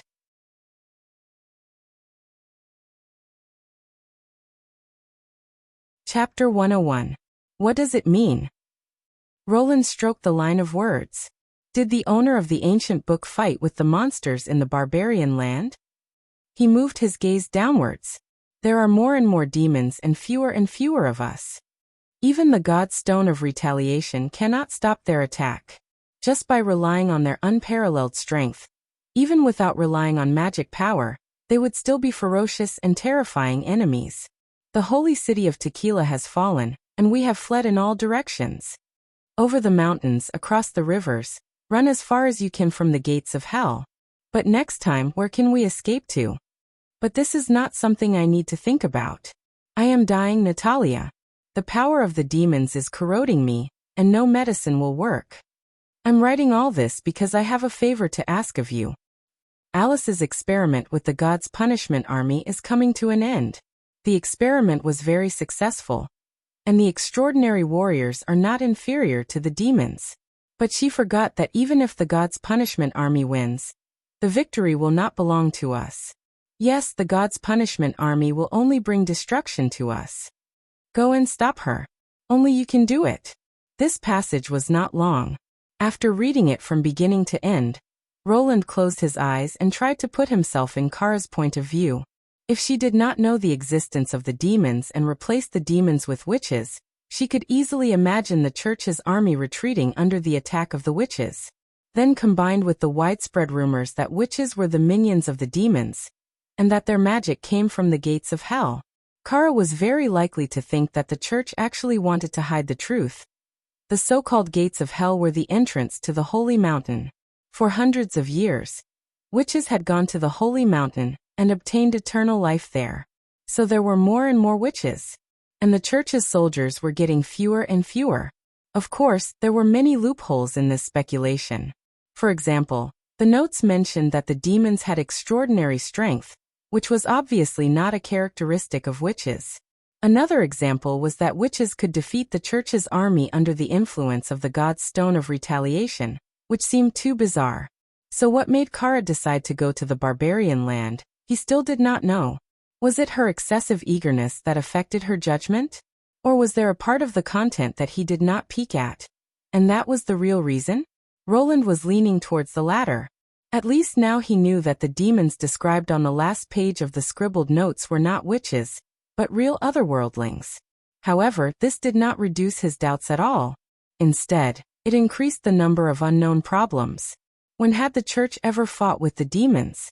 Roland flipped through the fourth prince's pitiful knowledge of mysticism. He couldn't find any related content. Ever since the end of the War of Faith, the church had established its base camp in the north to resist the demonic beasts that invaded the mainland from the Big Breach. Later, they simply built a magnificent fortress city on the Hermes Plateau and called it the New Holy City. These two connected cities, one high and one low, were used to fight against demonic beasts, not the devil. Besides, he had never heard of the name Tequila. If these things were true, the church had no reason to hide it. In the books that recorded the history of the church, every successful defense against demonic beasts and major victory against witches would be described in detail, as if they were afraid that others would not know of their achievements. But fighting against the demons was more worthy of being written about than fighting against demonic beasts and witches.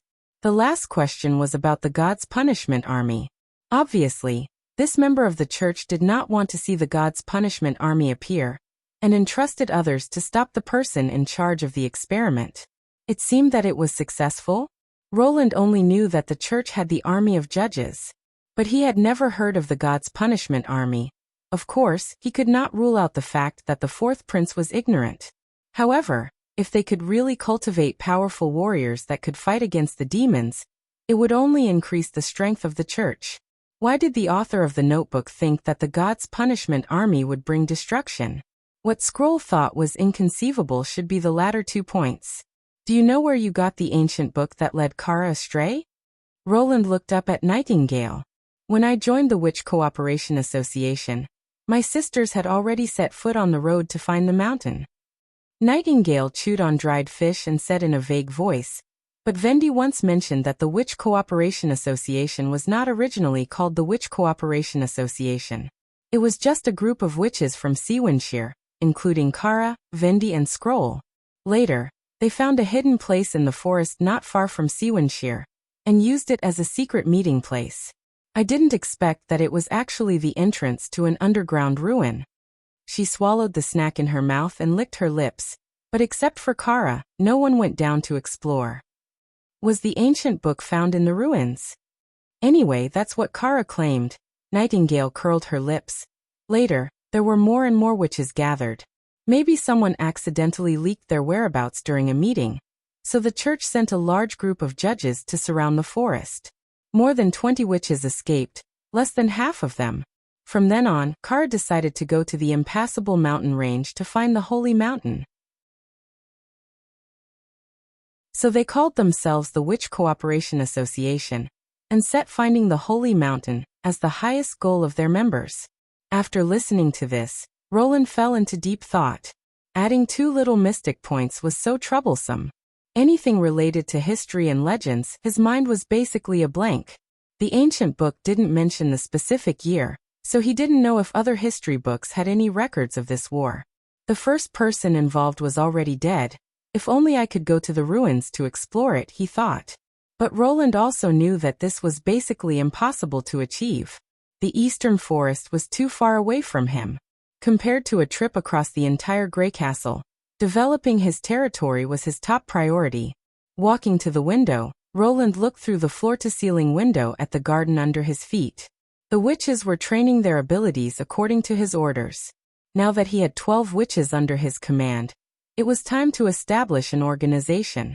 In his mind, this organization didn't need any program or guidelines. It was set up to facilitate the management of witches and the reasonable use of their abilities. Its function was similar to the industry guilds in the future. The rules of the organization were as simple as possible, with only 2 rules. Don't use your abilities to violate the territory laws. Don't use your abilities to evade the law. Roland initially wanted to imitate the 3 laws of robotics and restrict the witches from using their abilities to harm or attack ordinary people, but later he felt that it was unnecessary. For them, abilities were just like guns in the hands of ordinary people. When they encountered danger, there was no essential difference between using a gun and using their abilities to fight back. Moreover, deliberately emphasizing the difference between witches and ordinary people would only make the gap between the 2 groups bigger and bigger. Therefore, not breaking the law and not evading responsibility was the most concise expression that a technical dog could think of. As for the name of the organization, Roland had already thought about it.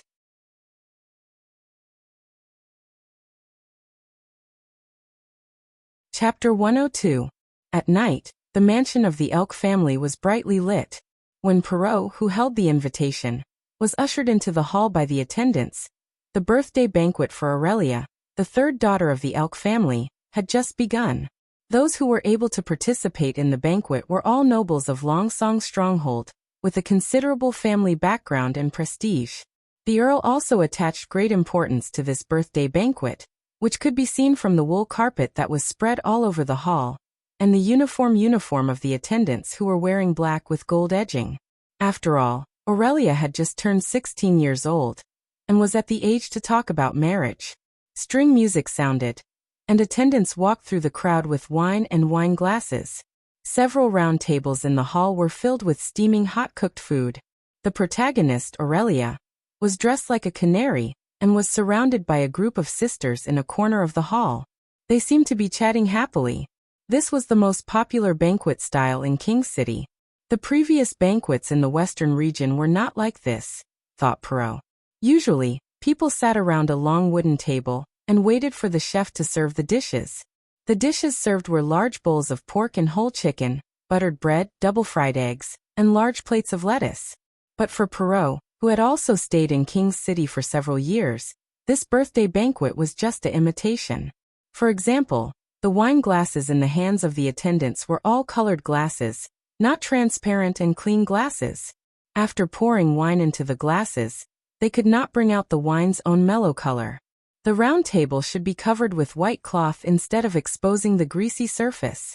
As for the cooked food, it still maintained the traditional style of the western region, big and thick. Perrault shook his head. At least let the chef cut it into small pieces before serving it. According to the usual practice, he had already filled his stomach at home before coming to the banquet, so he would not cut these large pieces of cooked meat at this time. The invitees to the banquet all represented the faces of their families, and it would really damage their image if they ate here with their mouths glistening with grease. Perrault did not want to be treated as a joke in the mouths of the young ladies. Long time no see, buddy. Suddenly, someone hooked his neck from behind. I heard that you were appointed as an envoy by the Lord again? How was the ore harvest in Border Town? You must have taken a lot from there. This familiar voice belonged to Ren Med, the second son of the Elk family, a fool who only wanted to become a famous knight, and didn't even care about his territory. Of course, he was also his friend. Not bad. Perrault didn't want to talk about his experience in Border Town. Did you have any use in Coldwind Ridge this time? Or did you just stay in Hermes Tavern and shiver? Damn it. Ren pushed Perrault. I've never heard you say anything nice. This time I didn't even go to the new holy city. The day before the border guards set off, I caught a cold and was bedridden for a whole week. Not bad. You've improved a little compared to last time. At least you've saved the guards a lot of trouble. You're wrong this time. Ren suddenly smiled mysteriously. If I hadn't been bedridden for a week in Coldwind Ridge, I'm afraid I would have been lying on the cold walls of the holy city forever. What do you mean? Perrault raised his eyebrows. I also heard it from others. The second son of the Elk family whispered in Roland's ear. The new holy city almost fell, and the demonic beasts rushed into the inner city. If the church hadn't sent their strongest warriors, I'm afraid they wouldn't have been able to protect the holy city cathedral. However, the armies of the Four Kingdoms suffered heavy losses. Only a few people from Coldwind Ridge came back. In just 1 month, the whole city was full of widows, those who don't usually have savings. He blinked and stretched out 2 fingers. 2 silver royals is enough. Hey, don't look at me like that. I didn't do anything. Are you sure this news is true? What about the border guards? Of course, I saw it with my own eyes. The Lord fell ill the same day he received the news. Ren shrugged. As for the guards, what else can we do? We can only slowly recruit them. Right now, the northern region is in urgent need of experienced warriors. If my family didn't call me back, I could at least lead a cavalry team. This is not the point, Perrault thought. The main defense of the border guards in Coldwind Ridge was the church's army of judges. Now the generals and warriors of the four kingdoms were buried in Hermes. No matter how you look at it, it smells like a conspiracy. If they were plotting something, the north of Greycastle was now like a naked woman. What about the army of judges? What are their losses? Not much better than the armies of the four kingdoms. If you think about it, they are always the fanatics who rush to the front. Then again, if the army of judges doesn't go to the front, the troops of the other countries will certainly not move. He said disdainfully. Those knights are all like this. They talk about honor, but when it comes to fighting against the demonic beasts, they like to hide in the back. For example, the one in front of me. Perrault smiled. Maybe I'm thinking too much. But even if the church wants to attack the north, it has nothing to do with Longsong's stronghold. Let the new king worry about this. Unfortunately, no one has accepted my allegiance, or rather, I haven't found anyone who is qualified. Ren paused and looked towards the door. The people of the wolf family are coming. I'll go greet them first. I'll come back later to find you. Go, don't come back. By the way, Roland had only walked 2 steps when he turned back. Did you notice the handkerchief in the invitation? Did you put it there? Oh, I'll only give you a pair of socks that have been worn for 2 days. He shook his finger. My sister cut them herself. Although the age gap between you is a bit big, but as long as you have the intention, I will certainly support you both. Don't delay it any more, my friend. You are already 22 years old. Perrault gave him a supercilious look. The latter whistled and walked away with a smile. Taking a glass of wine from the waiter's plate, Perrault walked alone to the corner, quietly looking at the lively hall. He noticed that while Aurelia was chatting happily with her sisters, she would steal glances at him from time to time. Just a moment ago, when their eyes met, he could see the other's quickly moving line of sight and her cheeks showing a touch of embarrassment. Perrault returned a polite smile. But in his eyes, the other was just a little girl. Suddenly, a fierce discussion broke out on the side of the hall, attracting everyone's attention. What? He really dared to say that? Yes, that coward Cornelius. He didn't even dare to fart and came back with his tail between his legs. The man with the loudest voice said, he's simply a disgrace to Longsong's stronghold. Perrault knew him. He seemed to be called Simon Airy, a branch of the wolf family. He had married a rather beautiful woman. He had also seen that woman, and she was indeed charming. You speak as if you have a way to solve it. Someone sneered.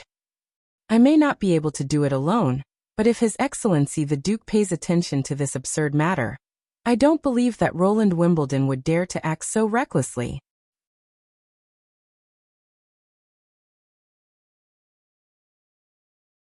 Chapter 103. Perrault leaned towards the crowd. What happened? He asked. Sir Hull, someone saw the honeysuckle emblem on his chest. We are talking about the Lord of Bordertown. He confiscated the property of the nobles in Longsong's stronghold. Call me Perrault. What is the specific situation? I will explain it to Mr. Perrault. Simon squeezed his way forward, showing a flattering smile. It is like this, under the orders of the Duke. We usually live in Bordertown and manage the North Slope mine for the Lord. Every winter we will bring the townspeople back to Longsong's stronghold, to protect them from the demonic beasts. At the end of this year's Months of the Demons, one of my colleagues, Cornelius of the Fletcher family, was unexpectedly told by the Lord of Bordertown that his house had been demolished by the townspeople without any compensation. Either you admit that the house doesn't belong to you, or you will be sent to prison and hanged for desertion. He imitated the words of the fourth Prince Roland. Sir, what is called desertion? This is what every mine manager has done for hundreds of years.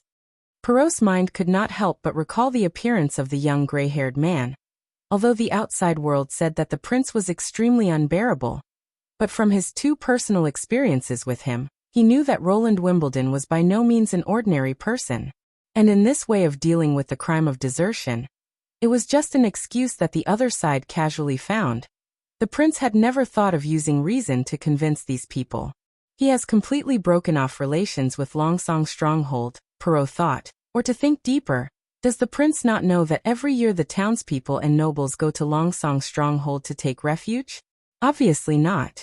He clearly knows, but he still imposed a crime, forced the other side to make a choice, and even let the other side send such a barbaric result back to Longsong's stronghold. In the end, what does the prince want to do? But he is the lord of Border Town, said the man who had previously laughed at Simon. The lord has the right to rule the laws of his territory. Border Town is also under the jurisdiction of the Western Territory, Simon said coldly, displeased. Do you question Lord Ryan's authority? Being stationed in the small town to supervise the work in the mine was the lord's idea. Now that Roland has occupied all the houses of the nobles, he is openly opposing the 6 great families. Lord Lionheart will not sit idly by. Are you talking about the executioner who hanged Hills Med and didn't even give him a letter? Ren came over at some point in time. My father was furious with Thunder because of this. Lord Med, said Simeon, saluting. It is this man. Now that he's acting even more wildly, I'm afraid only His Excellency the Duke can stop him. I hope you can convey this message to us. Don't worry. It doesn't matter if it's true or not. Lord Ryan is prepared to deal with him. Ren said indifferently. I came back for this. My brother is negotiating a trade deal in King City. I'm the only one who can lead the Elk family. Really? That's wonderful, said Simon joyfully. Perrault frowned.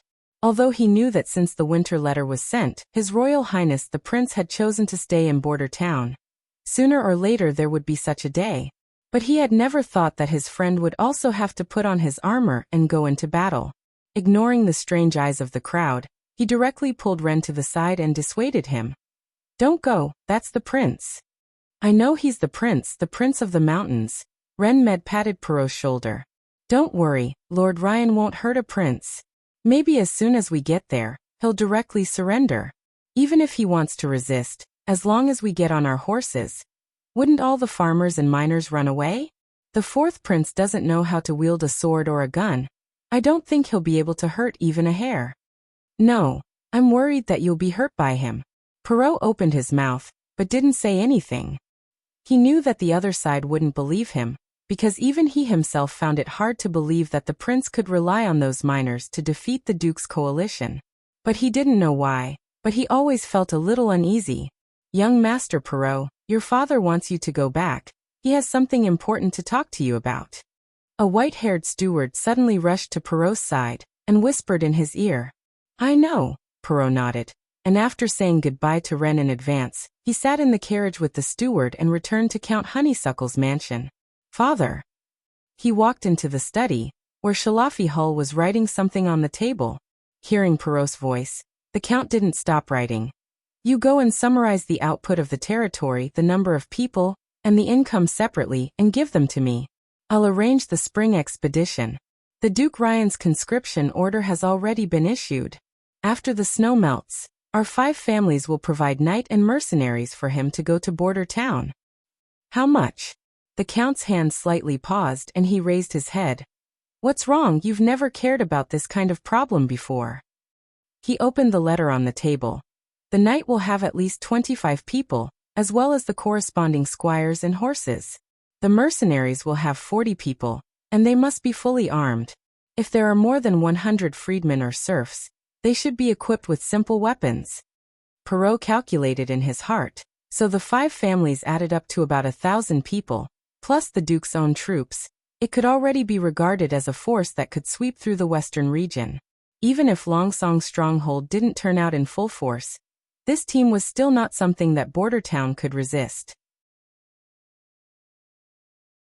There were only a total of more than 2,000 people there.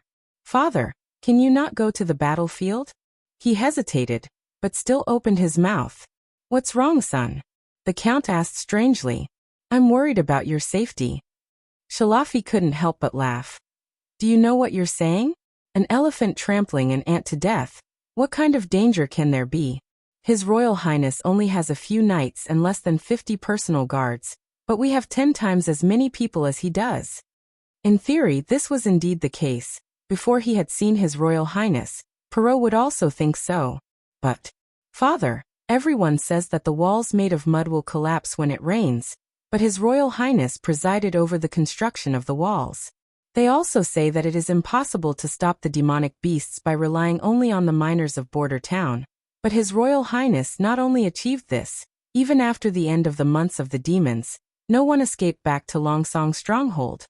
The more he said, the more uneasy he became.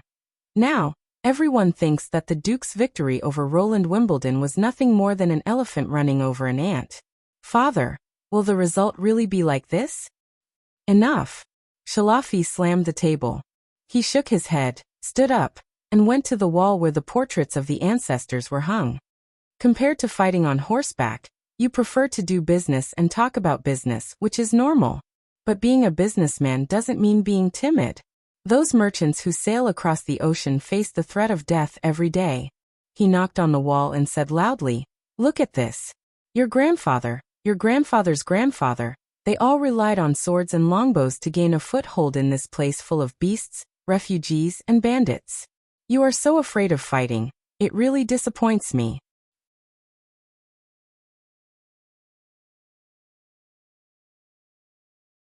Chapter 104.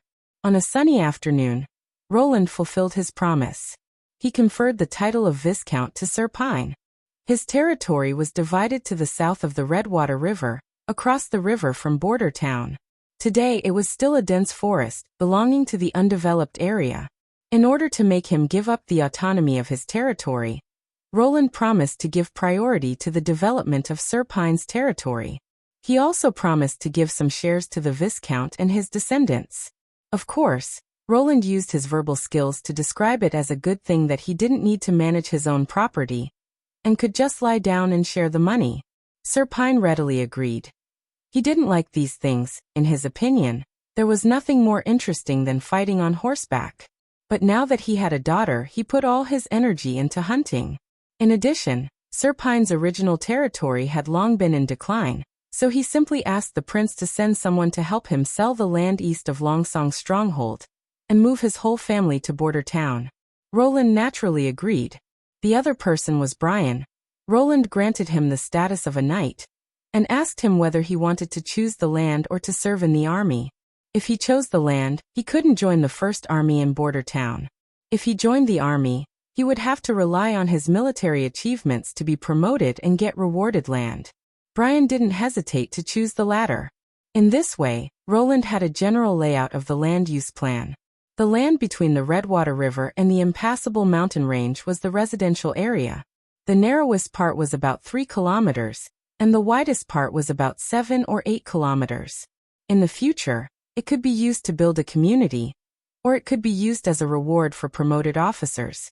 On the other side of the Redwater River was the future industrial and agricultural area. The land could be extended to the south, but at present it was still a forest, and in the distance there were undulating hills. When the population met the demand, Roland would inevitably start to reclaim the forest. The concealing forest to the west of Border Town was also an important development point. There were all kinds of treasures in the forest, such as wood, edible fungi, wild animals, and medicinal herbs. In addition to being used for construction and industry, wood could also be used as fuel. The area of this forest was astonishingly large. Roland had asked Lightning to explore it, and even after flying for 30 kilometers, they still couldn't see the end of it. Even if they used all of it as firewood, it would still burn for a long time. Finally, there was the open space between the concealing forest and the impassable mountain range. It was also a forbidden area that no one had ever set foot in, the Savage Land. Based on the direction of the mountain range and the forest, the land in between was extremely vast, almost larger than the Kingdom of Greycastle. Faced with such an unclaimed land, Roland's heart itched. But he also knew that he couldn't care about this place for the time being. At present, what Border Town needed the most was population. Returning to his office in the castle, he summoned the artist Soroya. "How's the work with City Hall going?" "I've never painted so many pictures in one day." She looked much more energetic than when they first met. "I've basically finished painting by today. But when I paint, I only leave a window the size of a head, which feels a little strange. In order to avoid scaring the townspeople with your magic pen," the prince smiled. Although they know that witches exist, Such close contact is still easy to cause accidents, so we simply take some hidden means, so that they don't know that you're a witch. In the future, it will slowly get better. Soroya's photographic ability brought a new upgrade to Roland's citizen registration plan. For this plan, City Hall vacated a room as an archive, which was used to store the information of the townspeople. Similar to the household register, each piece of paper had their name, age, residence, blood relationship, and other information. Barav had made a simple count of this information during the winter, and this time, the records had been expanded by a lot. The biggest change was that all the people's household registers were attached with color photos. According to Roland's request, City Hall had set up a small room in the hall for a single person to enter and exit. The room was wrapped in linen, leaving only a square window in front of it, so that Soroya could see the other person's appearance. This way, when the witch painted the portrait inside the room, the other person wouldn't see the magical pen. As for how to make the residents of the territory actively come to report their information, Roland's method was very simple. Every person who came would receive a subsidy of 10 copper royals. This money would be allocated by City Hall. Today, I called you here because I want you to draw something else. Roland spread out the cut paper in front of Soroya. The latter noticed that the size of the paper was exactly the same, only half the size of a palm, in a rectangular shape. What do you want me to draw? Some props for entertainment, Roland said. This idea had already existed in his mind for a long time. Besides practicing every day, the witches basically had nothing to do, so this kind of life seemed a bit boring. It was the same for the prince, especially when he was waiting for the snow to melt. His range of activities was basically limited to the castle. Therefore, it was imperative to find some entertainment activities and find a few witches to accompany him to relax his mood. The easiest one was naturally playing cards. However, the soft ordinary paper was not suitable to be used in the hands, and shuffling the cards was also troublesome. Now that he had Soroya, he could naturally consider making some more advanced things. Entertainment. She tilted her head and thought. It seemed that she didn't understand what kind of entertainment drawing on a square piece of paper was. Well, you have the final say. First, you draw a soldier holding a heavy crossbow on this piece of paper. Imagine. Yes, his armor, body, age, as well as the environment, all of it is up to you to imagine. As long as he is holding a heavy crossbow. I'll try. Soroya closed her eyes and thought for a moment. Then a colorful magic pen appeared in her hand. Soon, a middle-aged man who looked like a crossbowman jumped on the paper. Very good, Roland praised.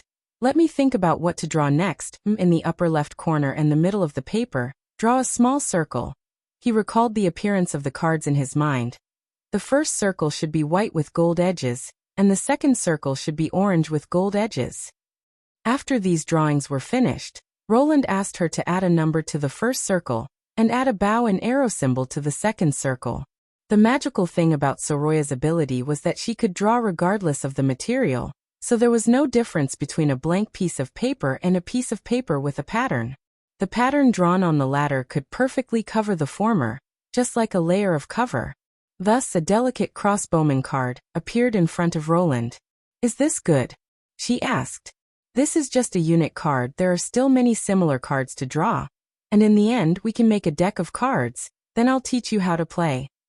Looking at the way Soroya drew with her eyes closed, Roland had a premonition that perhaps this kind of dialogue would soon fill his castle.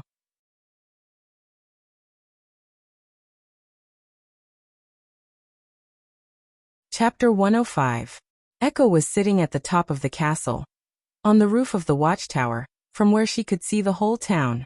She had asked Lightning to take her up, and when the sun went down, the little girl would come back to send her down. Now Lightning should be on the way to Longsong's stronghold. Today's weather was very good. The sun shone brightly on the earth, and the distant river was like a shining silk, slowly flowing west, dividing the green leaves and snow into two parts. Lying in the sun, she felt that her whole body was surrounded by a soft warmth, unlike the scorching sun in the southernmost region, where the hot light easily hurt her skin. The wind was also very different. She thought there were many kinds of wind in the mainland kingdom. There was the slightly salty sea breeze in the port of Clearwater, There was the hot and humid monsoon wind in King's City, there was the bone-chilling north wind in the impassable mountain range, and now there was the breeze with the fragrance of the earth in Border Town. In any case, the wind here was pure and single. But in Iron Sand City, it was either hot and windless, or overwhelming storms. The wind was visible. The whistling airflow was mixed with pebbles and gravel, like a giant black beast sweeping over. At this time, it was necessary to hide in a house, or any place that could avoid the wind. Standing against the wind would only lead to death. Echo gently exhaled. Now that she thought about it, it had been nearly 4 years since she left Iron Sand City. Wuxia clan was unfortunately defeated in the struggle for power, and after her father surrendered, he was still killed by the enemy. She had witnessed all this and wanted to rush up and die together with the enemy, but she was hit from behind. She didn't know how many people in the clan were still alive after 4 years.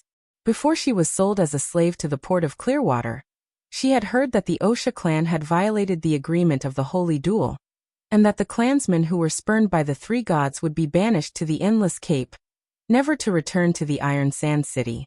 But Echo knew that all of this was a conspiracy of the Iron Whip clan. They smeared the whip with black oil that flowed from the ground, and once it was ignited, even water couldn't extinguish it.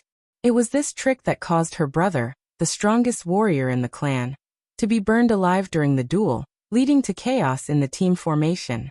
Other than the boiling yellow sand in the Endless Cape, there was only the eternal pillar of fire, and the ocean that was even more violent than Mother Earth.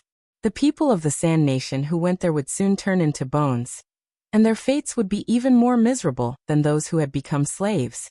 After Echo awakened as an oracle, she was also known as a witch in the mainland kingdom. She had also thought of revenge, but her ability was useless in simulating voices. No matter how much she begged the 3 gods, the gods did not give her a decree. After living in the port of Clearwater for half a year, she came to understand that the gods' envoy was favored by the 3 gods, but it was just a lie that the Majins used to deceive themselves. Within the jurisdiction of the 4 kingdoms, the oracles were all targets of the church. From that day onwards, Queen had completely given up all hope of revenge. At this moment, thick smoke suddenly rose in the distance. She looked towards the east bank of the Redwater River, only to see a flickering green flame passing through the woods. The black smoke from the burning trees and the white mist from the evaporation of the snow mixed together, forming a gray column of smoke on the horizon. It was Anna's green flames. When they first arrived here, Vendi briefly introduced Anna and Nana to her sisters. At that time, Echo was very envious of Anna's ability, freely manipulating flames, a high temperature that could melt swords. If she had such a strong power when she was in the Iron Sand City, no one in the Iron Whip clan would have survived. Echo shook her head. Now it was meaningless to think about these things. Compared to her clansmen who were likely to be buried in the yellow sand, she was still alive and lucky. Since His Royal Highness was willing to accept her, then all she could do was to work hard to complete His Royal Highness's orders. She cleared her throat and began to hum a song according to His Royal Highness's request. It was a cheerful song. His Royal Highness had only hummed it once, but she had completely remembered the whole tune. Music was no stranger to Echo. When she was taught as a superior slave, she had to master the skills of seductive dancing and provocative singing. But His Royal Highness's song was completely different. It was very rhythmic, full of a burst of vitality, especially when he asked her to imitate the sound of a flute to play this piece of music. Every note seemed to be beating, making people unable to help but want to dance with it. The difficulty was to add drums and strings while the song was progressing.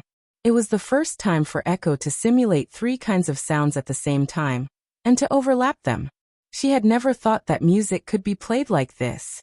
At first, it was difficult for her to ensure that the drums would not disrupt the rhythm of the flute, so she tried to follow His Royal Highness's suggestion, using her hands or feet to beat the beat, gradually fusing the 2 kinds of sounds together. After a few days of practice, Echo gradually mastered this method of imitation. After trying it out a few times, she stood up and decided to add the last string music. As the music played, Echo found that the minor had changed again. If the cheerful flute formed its body, and the impassioned drums gave it its bones, then the string music at the end, which seemed to be embellished, gave the song a soul. She stepped on the beat, again and again, so that the three instruments completely merged into one. The sound became higher and higher, and finally she could not help but sing. My attack power is higher than yours, so I won. Roland put the last card on the table, and Soroya, who was sitting opposite him, covered her face and suddenly made a low cry. One more game, she thought for a moment, and gathered the cards again. This time let me choose your 10 cards. Ahem, the prince coughed. It's getting late, I still have something to do, you go find someone else to play with. After making a roughly enough set of cards, the next step was copying. With the template in front of her, Soroya's drawing speed was comparable to a printer. Soon, Roland got a few copies of the same Gwent cards. So Soroya became his first opponent. After the rules of the game were clearly explained, a card battle began.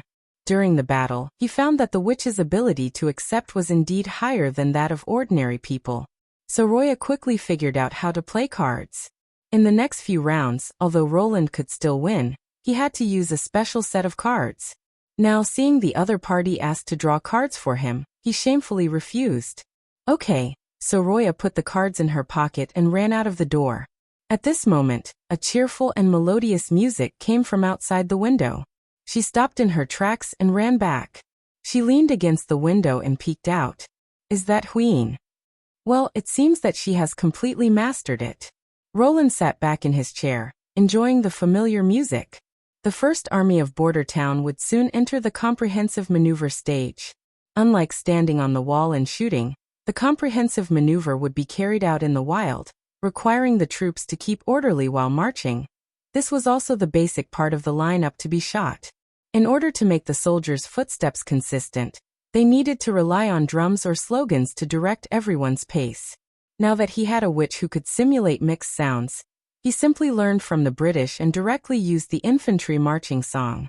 Compared to a simple drum, the marching song not only controlled the marching speed of the troops, but also effectively boosted the morale of the troops.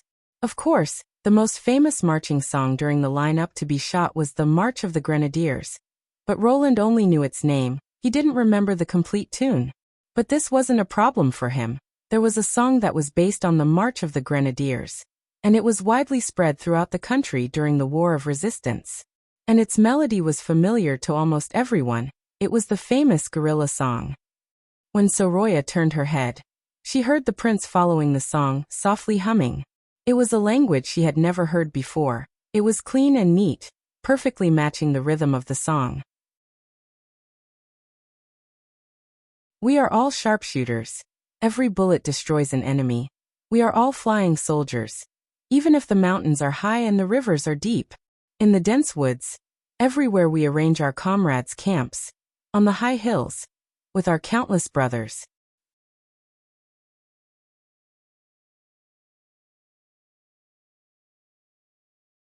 Chapter 106.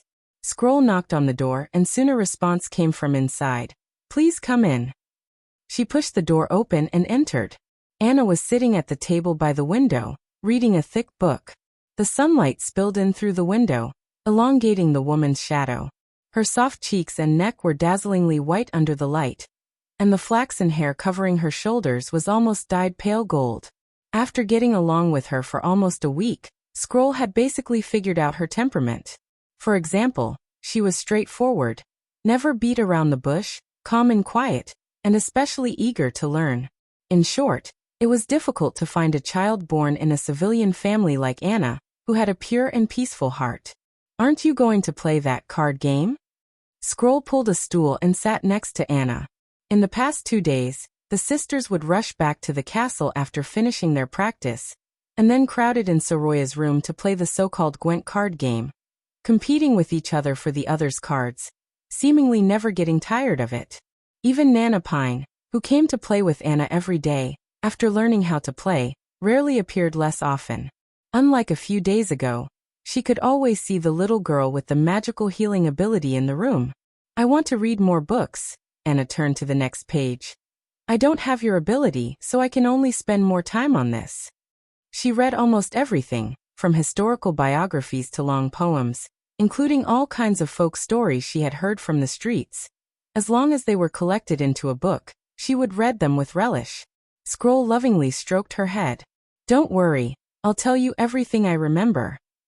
This is the child who changed the fate of the survivors of the Witch Cooperation Association, Scroll thought. If not for her, Nightingale would not have gone to Border Town halfway, would not have met the fourth Prince of Grey Castle, and would not have had all the subsequent events. In a sense, she was the savior of all witches. This was also the reason why Scroll had a good impression of Anna from the beginning, and the latter had quickly accepted her after seeing the Book of Magic, and expressed great envy, which made Scroll feel somewhat ridiculous. In the Witch Cooperation Association, no sister had ever envied her ability. On the other hand, Anna's magic capacity was the largest among all the witches Nightingale had ever seen, and her green flame was also very powerful. Your hair is a little long, Scroll said, lifting up Anna's bangs that were about to cover her eyes. Has no one ever cut your hair? She shook her head. I broke them myself. Scroll's interest was immediately piqued. Twisted hair doesn't look good. Let me help you trim it. You know how to make this. In the Witch Cooperation Association, I cut most of the sisters' hair, Scroll chuckled. Wait a moment, I'll go get the tools. She quickly returned with a cloth bag in her hand. Spreading out the layers of white cloth, there was a pair of bronze scissors. The scissors were V-shaped, and the handles on both ends were covered with tiny scratches. They emitted a glossy sheen, and it was obvious that they were often used. Before Scroll joined the Witch Cooperation Association, she relied on this pair of scissors to make a living in a tavern in Swordsmanship. The copper royals she had saved up, in addition to buying bread, were given to an old captain with a broken leg. The captain taught her how to read and write until he died of old age. Scroll skillfully unfolded the white cloth, tied it around Anna's neck, and began to trim her long hair. I have some questions I want to ask you. What? Scroll's fingers danced, and the scissors in her palm constantly opened and closed, issuing a crisp clicking sound. Her flaxen hair slipped through her fingertips and fell to the ground. The book you showed me yesterday recorded many stories, and almost all of them have the same ending. Will the prince marry the princess? Her hand paused for a moment. That storybook wasn't really a book, but a collection of folk stories she had heard the sailors sing during her 10 years in Swordsmanship. It was just that Scroll had deliberately filtered the contents. She didn't want stories that didn't have a happy ending, or stories where the prince and the princess weren't together. Finally, they were put together into a book, and she made it out for Anna to read. She knew that the other side would definitely ask such a question after reading it, but when she really wanted to answer, she couldn't bear to do so. Most of them are like this. Of course, some princes will marry the daughter of a Grand Duke or Duke. For example, King Wimbledon III of Grey Castle. His wife is the daughter of the Silver Duke. After saying that, Scroll sighed in her heart. Vendi had mentioned to her about Nightingale's worries. Compared to the mature and calm Shadow Killer, she was more worried about Anna, who was getting closer to His Royal Highness. Anyone could see how important this woman was to His Royal Highness. When Anna was present, Roland's eyes always fell on her. She was several times busier than the other sisters. After Nightingale and Vendi's rooms were changed to be shared by 2 people, His Royal Highness only didn't adjust Anna's room. He also explained that when Anna spent the night in the castle, she could sleep in the same bed. He didn't realize that as the owner of this place, he didn't need to explain. Anna was the same. When she was with the other witches, she didn't talk much. Most of the time, she was just a quiet listener. Only when she was with Roland would she take the initiative. If there was anything that could make her eyes leave the book, Scroll bet that it would be His Royal Highness. Unfortunately, Roland was the 4th prince of Grey Castle Kingdom, the future king supported by the witches, while Anna was a witch. Scroll couldn't possibly remind His Royal Highness, so she had to come up with this method to beat around the bush with Anna. She didn't want the two to become estranged, and she didn't want to see a tragedy with no result. Why? Anna shook her head, seemingly trying to get rid of the hair on her neck. What if the prince doesn't like the princess or the noble lady? Scroll didn't expect her to ask this. Then he has to marry. because the prince is likely to become the king, and the king's marriage isn't just his business. She tried to recall the relevant knowledge recorded in the book. In order to stabilize the great nobles at the border of the kingdom, to appease the restless neighboring countries, and even to reach a good deal. But the most important thing is that the king must have an heir. Anna didn't ask any more questions, which made Scroll feel a little relieved. This kind of thing could only be persuaded slowly. She believed that one day the other party would understand. After trimming her hair, Scroll smiled and scratched Anna's hair. "Not bad, you look a lot more spirited." "Thank you." Anna bowed her head. "So today's book." Scroll thought for a moment, and decided to summon the history of the Wolfshart Kingdom's royal family to strengthen the impression instilled in her today. "I'll choose a family biography." When she was ready to leave, Anna suddenly said while holding the Book of Illusions, "I don't think Roland is the prince in the story." Her voice was very sure. It didn't seem like she was trying to convince herself. He will only do what he wants to do and nothing else matters. Oh. Scroll was startled. Why?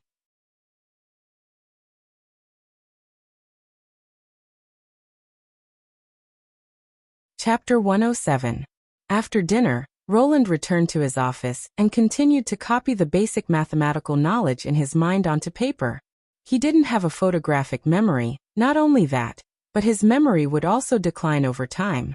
Due to his profession, mathematics and physics were still frequently used subjects, but other knowledge such as history, geography, biology, chemistry, and so on, had probably regressed to an introductory level. Therefore, regardless of whether he used it or not, the earlier he wrote down the content he hadn't forgotten, the more knowledge he could retain. Every time he filled a piece of paper, he would let Scroll glance at it. As long as she looked at the content, it was equivalent to permanently preserving it. Unfortunately, Scroll's ability was only related to memory. It couldn't make her self-taught those high school mathematics knowledge. Therefore, when he had free time, Roland would explain it to her again. Of course, for a teacher like him, imparting knowledge was a very interesting thing. Especially when he saw Scroll's startled expression, or when she suddenly realized something after thinking hard, he felt a special sense of accomplishment in his heart. However, Roland knew that this also had something to do with the target of the teaching. Although Scroll was nearly 40 years old, her magic had greatly slowed down the aging of her face. The skin of her cheeks was still tight and rosy, and her long black hair was simply tied behind her head, making her look mature and capable. The fine wrinkles at the corner of her eyes didn't destroy the overall beauty, but instead served to accentuate her steady temperament. In a movie, she would definitely play the role of an elegant and versatile teacher. But now he was able to make his teacher dumbfounded. This contrast was quite pleasing to the eye. While Roland was writing from memory, he was also thinking, what was the magic of this world? It was everywhere, whether it was the depths of the North Slope mine or the impassable mountain range, west to the barbarian land, east to Swordsmanship. Witches could use it to release all kinds of incredible power. If magic was regarded as electricity, then witches were electrical appliances with different functions. But obviously, it was much more incredible than electricity, more like a kind of energy close to the origin. For example, the Witch Cooperation Association's Kara. Vendi said that she could summon 4 kinds of magic snakes, called death sentence, pain, petrification, and nothingness, each with different venom effects. Another example was Nightingale. Her mist almost distorted the space around her. The manifestations of these abilities were ever-changing. Apart from the word origin, Roland really couldn't think of any more appropriate words. If he had to give a definition to the origin, it would probably be a rule that was universal and universal. In the latter half of Einstein's life, he was determined to integrate the 4 fundamental forces of the universe into a theoretical framework, which was the so-called grand unification theory. In a sense, what he was doing was searching for the origin. Could there be a universal rule that could be used in any universe? At this point, Roland could not help but let his imagination run wild. Could it be that such a power also existed in his previous world, but there were no witches to release it, so it had been ignored by people? No matter what, Roland could only think about it. After all, with the current level of technology, he could not analyze this power at all. Therefore, Promoting industrial development and promoting the progress of civilization was his main task. Perhaps one day, people would be able to directly use this power without the help of witches.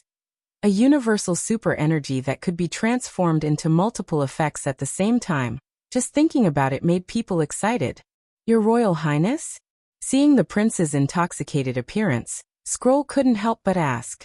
Ahem. Roland recovered from his delusion, coughed twice, looked at the candle that was about to burn to the end and said, "Let's stop here for today." Yes. She bowed her head and was about to leave when she unconsciously slowed down her pace. Roland didn't hear the sound of the door closing for a long time. Somewhat baffled, he raised his head and found that the other side was still at the door. What's the matter? Your Royal Highness. Scroll hesitated for a moment. I want to ask you a question. Go ahead. Roland nodded, put down the quill in his hand, and raised the cup to drink some water. Everything about these witches was good, except for one thing: they were too lacking in self-confidence. They were like rabbits that poked their heads out of the hole, and when there was even the slightest movement, they would be scared and shrink back into the hole, never daring to come out again. He guessed that her question would be something along the lines of, "Why are you willing to take us in? Are you not afraid of the threat of the church?" and so on. Nightingale and Vendi had already asked him many times, but since the other side had put on such an attitude, he naturally had to answer them seriously, so that they could deeply feel that he should treat his comrades with the warmth of the spring breeze. Is it possible for you to marry a witch? Pfft. Roland almost spat out the water in his mouth. Why do you ask this question? Scroll opened her mouth, but couldn't answer. Marry a witch. The first thing that appeared in Roland's mind was Anna's figure. From the time he met her in the cage, her pair of lake blue eyes had left a deep impression in his heart. Witches were women who had awakened from ordinary human beings. Their abilities were outstanding, and from their appearance to their bodies, they were all superior to ordinary people. If they were in modern society, they would certainly be the focus of attention. So, what was there to hesitate about? Since that was the case, he looked at Scroll and replied with a smile, "Why not?" Vendi rubbed her sore shoulders and returned to her room. Her overly heavy chest always brought her a lot of trouble, especially when she was standing on the top of Littletown's wooden shed. She had to raise her hands slightly backward to maintain her body's balance. According to the results of the first trial, Littletown had made a number of improvements. For example, the place where she was standing had a simple shed, not only to shelter her from the wind and rain, but also to protect her from the sun. A ring of bark was hung around the hull to reduce the impact when docking. 2 short cement piles were installed on both sides of the ship to make it easier to fix the ship with hemp ropes. After nearly a month of training, her ability to control the wind had also greatly improved. Now the ship was more stable, and the speed could be fast or slow under the influence of the wind. She also learned to use the existing wind to adjust the magic consumption, so that she could persist for a longer time. Nightingale had finished her bath before Vendi, and was already sitting on the bed in her pajamas waiting for her. But to her surprise, the other side had an irrepressible smile on her face. Did something good happen? Vendi couldn't help but ask. The latter shook her head and didn't say anything, but the smile on her face deepened. Vendi's mouth twitched. After the last night's talk with her, her mood had been low, and it was only after the recent popularity of Gwent in the castle that her mood improved. Why was she suddenly smiling like a flower today? Where had that expressionless and taciturn shadow assassin whom he had first met in Silver City gone? Forget it. Vendi took off her clothes and stepped into the wooden bucket filled with hot water. She probably won a good card. To be continued. P.S.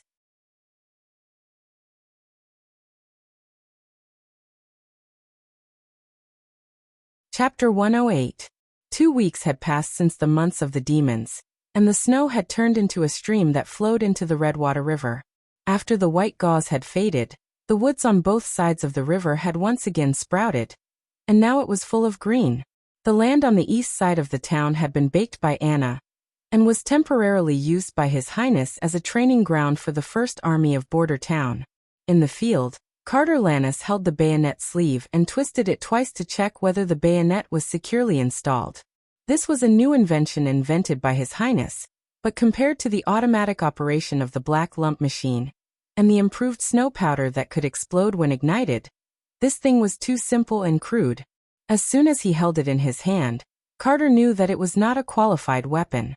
In essence, it was nothing more than a sharp triangular piece of iron, with the center line as the datum, slightly folded.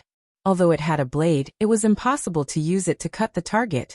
After being bent, the two sides of the blade were extremely short, the front was almost non-existent, and the back was only as wide as a thumbnail. Even if it was an enemy without armor, it might not even be able to cut through their clothes. This weapon only had one use, and that was to stab, and it had to be connected to a gun before it could be used. Alone in the hand, it was even worse than a dagger. Wasting a lot of pig iron to create a weapon with only one attack method, in the eyes of the chief knight, it was naturally a substandard work. If there was a blacksmith in his territory who dared to do this, he would tie him up and beat him severely. But even with such a poor quality weapon, he could still see His Highness's originality in the details, such as the slot design of the sleeve, a groove with 2 right angles, as long as the small iron bar on the barrel was inserted, and then turned half a circle, the bayonet could be fixed on the barrel. This special shape of the groove made the sleeve and the barrel did not need to be very close to each other, and if the sleeve was too loose, some pieces of paper could be inserted and then rotated. If not, leaves could also be used. Put on the bayonet. Hearing the command, the members of the flintlock team who had been assigned a bayonet pulled out the blade from the bayonet bag strapped to their waist and put on the barrel. The new weapon and the matching bayonet bag had been produced so far, and those who hadn't received it had to temporarily use a short wooden shaft as long as the gun. This set of movements had been practiced for almost the whole morning, and now most people only needed 2 to 3 breaths to fix the bayonet. According to His Highness, this was the last struggle, and he did not want to see his subordinates enter a hand-to-hand combat. Carter disagreed with this statement. If they didn't personally stab the enemy, they were still inexperienced. If they didn't personally stab the enemy, they wouldn't be able to. When Carter asked him to teach the soldiers how to practice assassination, he felt a little guilty. He had never heard of a bayonet before. What would he do if he didn't know how to use? When His Royal Highness had asked Carter to teach the soldiers how to assassinate, he had felt a little guilty. He had never heard of such a thing as a bayonet. What if he didn't know how to use it? However, after seeing the prototype, he immediately became full of confidence. This was equivalent to a shorter spear, and due to the special nature of the blade, it was much easier to use than a spear. The only advantage of the bayonet was that it was easy to train. There was no chopping, lifting, blocking, or sweeping. There was only one movement, stabbing. The chief knight made all the members line up in several rows, and taught them the most suitable stabbing movement. Standing with both legs forward and backward, bending their knees, and pushing their arms forward with all their strength. This kind of repetitive training was extremely boring, but what made Carter amazed was that everyone was meticulously completing the stabbing movement. Before winter, they were still a group of weak and lazy civilians, but now they were performing very well. As soon as he shouted the command, they would immediately execute it. Training them was even more worry-free than training his subordinates. Of course, even if he gave them a sword, which was what His Highness called a cold weapon, these people would still not be able to last more than 3 moves. But in terms of willpower, their progress was worthy of him taking a look at them. After practicing for half an hour, Carter let the flintlock team sit down and take a short break. At this time, His Royal Highness also appeared in the practice field, and he was accompanied by a hooded woman. The knight was not surprised. His Royal Highness had already told him in advance that today's practice would be carried out with the help of a witch. However, the witch was really tall. At first glance she was almost as tall as His Royal Highness. Girls should be small, Carter thought. Then he let everyone stand up and salute His Royal Highness the 4th Prince. Your Royal Highness. The soldiers raised their hands to their foreheads and shouted. You've worked hard. Roland nodded and walked over to the knight's side. Just as he was about to speak, a big man suddenly rushed out of the team. Carter Lannis frowned and took a step in front of the prince, his hand already on the hilt of his sword. Nightingale was the first to appear, grabbing Roland's arm. As long as the situation was slightly wrong, She could pull the prince into the fog. The big man who rushed out was Iron Axe. He didn't run to the prince, but instead knelt down in front of the woman. He didn't kneel on one knee like the mainland kingdom, but rather his whole body on the ground, his head deeply buried between his arms. Chief, the Flintlock team's training was forced to stop. Tell me what's going on here? In the castle hall, Carter, Echo and Iron Axe stood in a row, while Roland sat in the main seat and asked with slight dissatisfaction. Discipline, discipline. How many times have I emphasized that the army should have iron discipline? Not to mention the chief, even if they saw the king, they shouldn't be moved. If they really have a request, they can report it. He couldn't help but sigh at the thought of Iron Axe's future. In the end, his cultural quality is not up to speed, and he can't thoroughly understand the meaning of discipline. Your Royal Highness. Iron Axe couldn't help but want to kneel, but before he could, he was stopped by Roland. Stand and speak. Yes, Echo swallowed and said. Lady Silvermoon is the clan chief I served in Iron Sand City. No, Cabago, I'm not the chief. Echo hurriedly said. No, you are, Iron Axe retorted. After the death of your father and brother, according to Majin custom, from that moment on, you are the chief of the Wuxia clan. I heard that you were sold to the port of Clearwater, but I didn't find you there. I thought you were dead. But Roland interrupted Echo. One by one, Iron Axe, you go first. Yes, your Royal Highness. This story was not complicated. Roland soon understood the general course of events. Echo was originally a member of the Wuxia clan in Iron Sand City. Her real name was Drow Silvermoon, and her father was the chief of the Wuxia clan.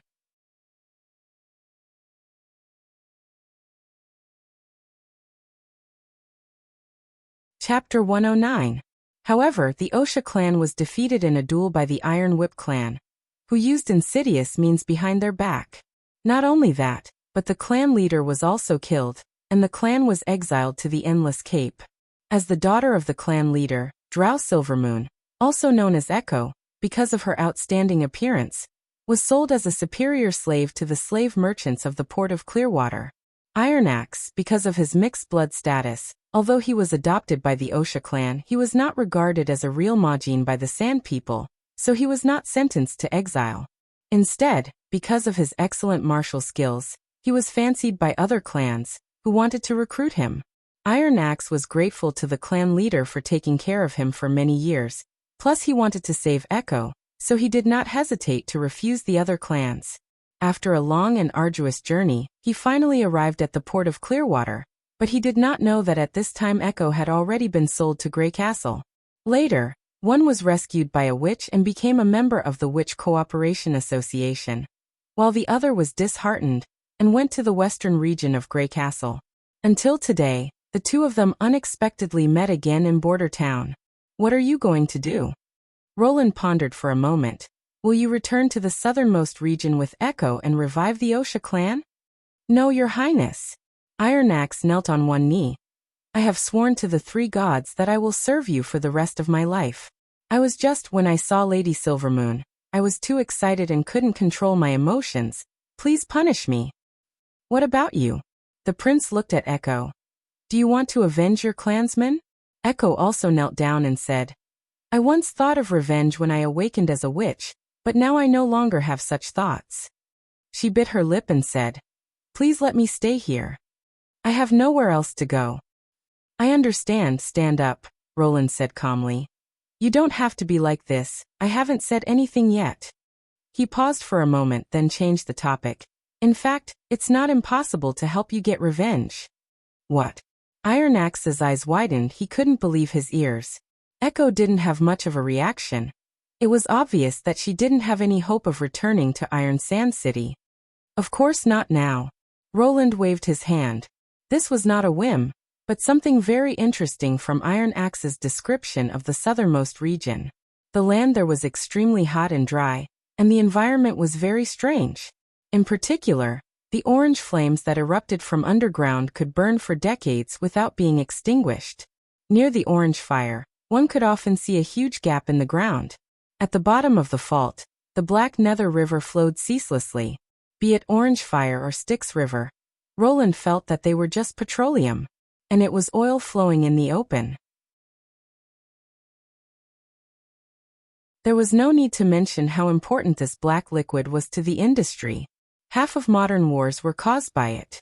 The rise and fall of oil prices could affect the rise and fall of a number of countries, and could even change the structure of the world. If he could intervene in the southernmost region with the help of the Wuxia clan, maybe he could get a stable source of oil. However, Roland did not have the time to care about the dispute in the remote area. He could only leave a prelude and put on a show of since ancient times later.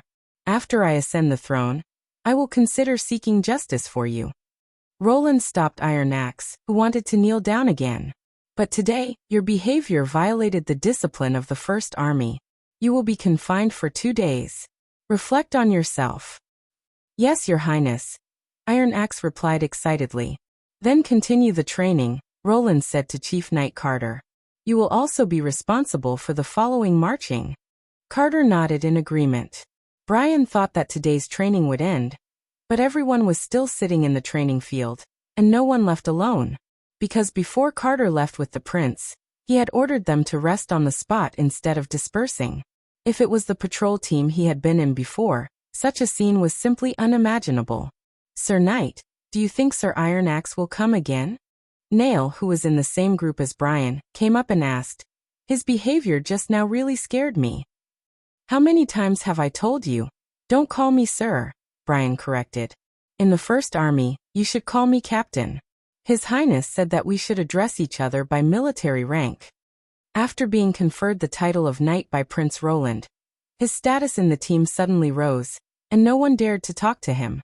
Only Nail, who had been transferred from the mine to the army, often came up to chat with him. According to Nail, not to mention the knight, he had even had a close conversation with His Highness Roland himself. This kind of thing. His Highness won't blame him too much, will he? Although he said so, Brian was still not sure. He had seen the tragedy of a civilian accidentally colliding with the former lord's carriage, and being stabbed to death by the guards on the spot.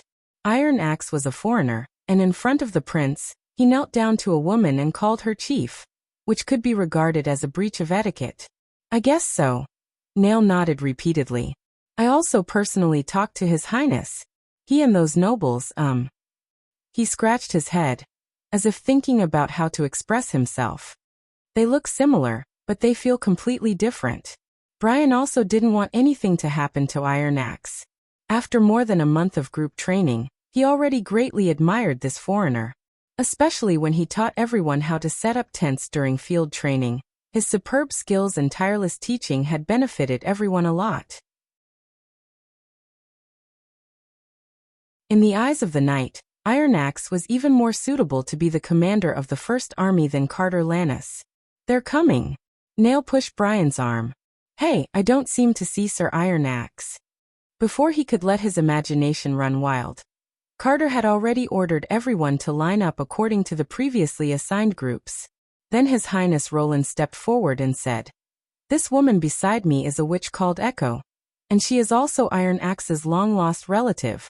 Iron Axe has been sentenced to 2 days of confinement according to the regulations for disrupting the formation and violating the military discipline.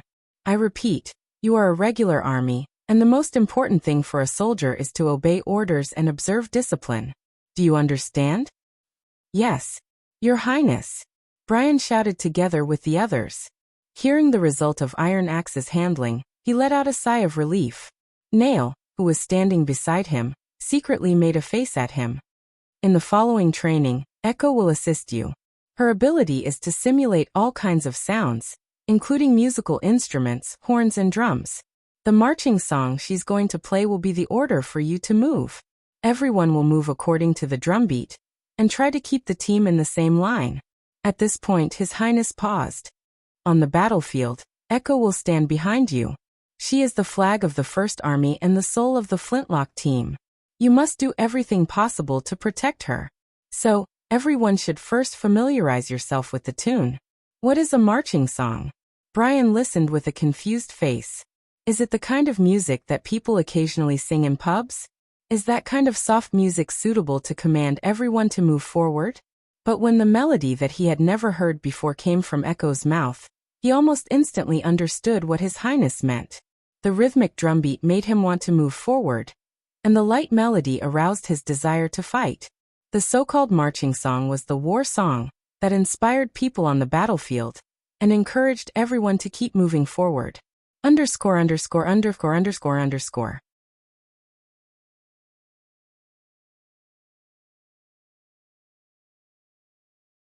Chapter 110. Through the misty morning mist, Timothy Wimbledon could vaguely see the flags fluttering on top of the city wall. He raised his telescope and tried to identify the family emblem on the flag. The sailboat and crown pattern on the green background undoubtedly belonged to his sister, Garcia Wimbledon. This was also the most flags on top of the city wall. The second most was the white flag, with a white base with a tower and a snake wrapped around the tower. That was the emblem of the Balia family. Oh, he sneered in his heart. You've taken refuge with the Queen of Clearwater, but you still hang a flag with a tower pattern. You're simply shameless. Wait until I catch you, traitor. I'll feed you the flag, Earl Balia. He thought in his heart. Finally, there was the Red Tower Lion, an equally shameless Sita family. Timothy was expressionless, but in his heart, he had already sentenced Aaron Sita to death, just like Toman Balia. Of course, he also had to eat the flag. Sir Naaman, raise the flag of the Grey Castle Kingdom, Timothy ordered. Yes, Your Majesty. The Cold Wind Knight responded, and then urged his horse to run to the army behind him. The king has ordered, raise the flag. The new king looked back and saw the flagpoles being raised. The grey flag unfurled in the wind. The black pattern appeared solemn and solemn. The huge tower and the two sides of the inverted, crossed spears. This was the emblem of the King of Grey Castle. Any traitor would be beheaded under this flag. After receiving the news of Garcia's independence, he immediately took measures, mobilizing the troops of the eastern region and King City to attack Eagle City. Although at that time, his heart was like a huge wave, he still maintained a calm appearance, which boosted the confidence of his ministers. It took nearly a month to gather the vassals and troops, a week to go to the eastern region, and another half a month to get here. Timothy finally arrived at Eagle City yesterday at sunset. Fortunately, King City was not affected by the months of demons, so the road to the southern region was not impassable because of the snow, but the ground was very solid because of the low temperature, so the carriage team transporting grain was faster than the freedmen. His team was very large, mainly consisting of his personal guards, the Royal City Knight Regiment, and the troops of the Duke of the Eastern Region, Francherite. There were more than 6,000 people in the three groups. Among them, there were more than 1,000 well-trained and well-equipped knight. According to reliable intelligence, Garcia's troops numbered less than 3,000 people, and most of them were free citizens of the port of Clearwater. Usually, they could plunder unarmed farmers and merchants, but in a head-on battle, it was impossible for them to be a match for the knight. The Minister of Finance, Sir God, had raised an objection. He believed that after the end of the months of the demons, all the places would need to be farmed, and the conscription of the army at this time would have a detrimental impact on the harvest. Therefore, Timothy did not ask his vassals to dispatch serfs to fight in the war. Instead, he gathered the freedmen in his territory and had them take charge of logistics and transportation. In this way, even if they fought in the south, they would not miss the spring plowing. No matter what, Timothy Wimbledon would never allow Garcia to stay in the Southern Territory any longer. Eagle City was not a strong city. It used to be a market, located in the middle of the surrounding towns. Later, with the development of commerce, it gradually evolved into a city, which lasted for less than 100 years. In addition, in order to promote its pro-business image, the previous lords did not build an insurmountable wall. The 3,000 civilian troops and the 2 earls' men added up together were not enough to form a large army, so the earlier they could take countermeasures, the greater their chances of winning.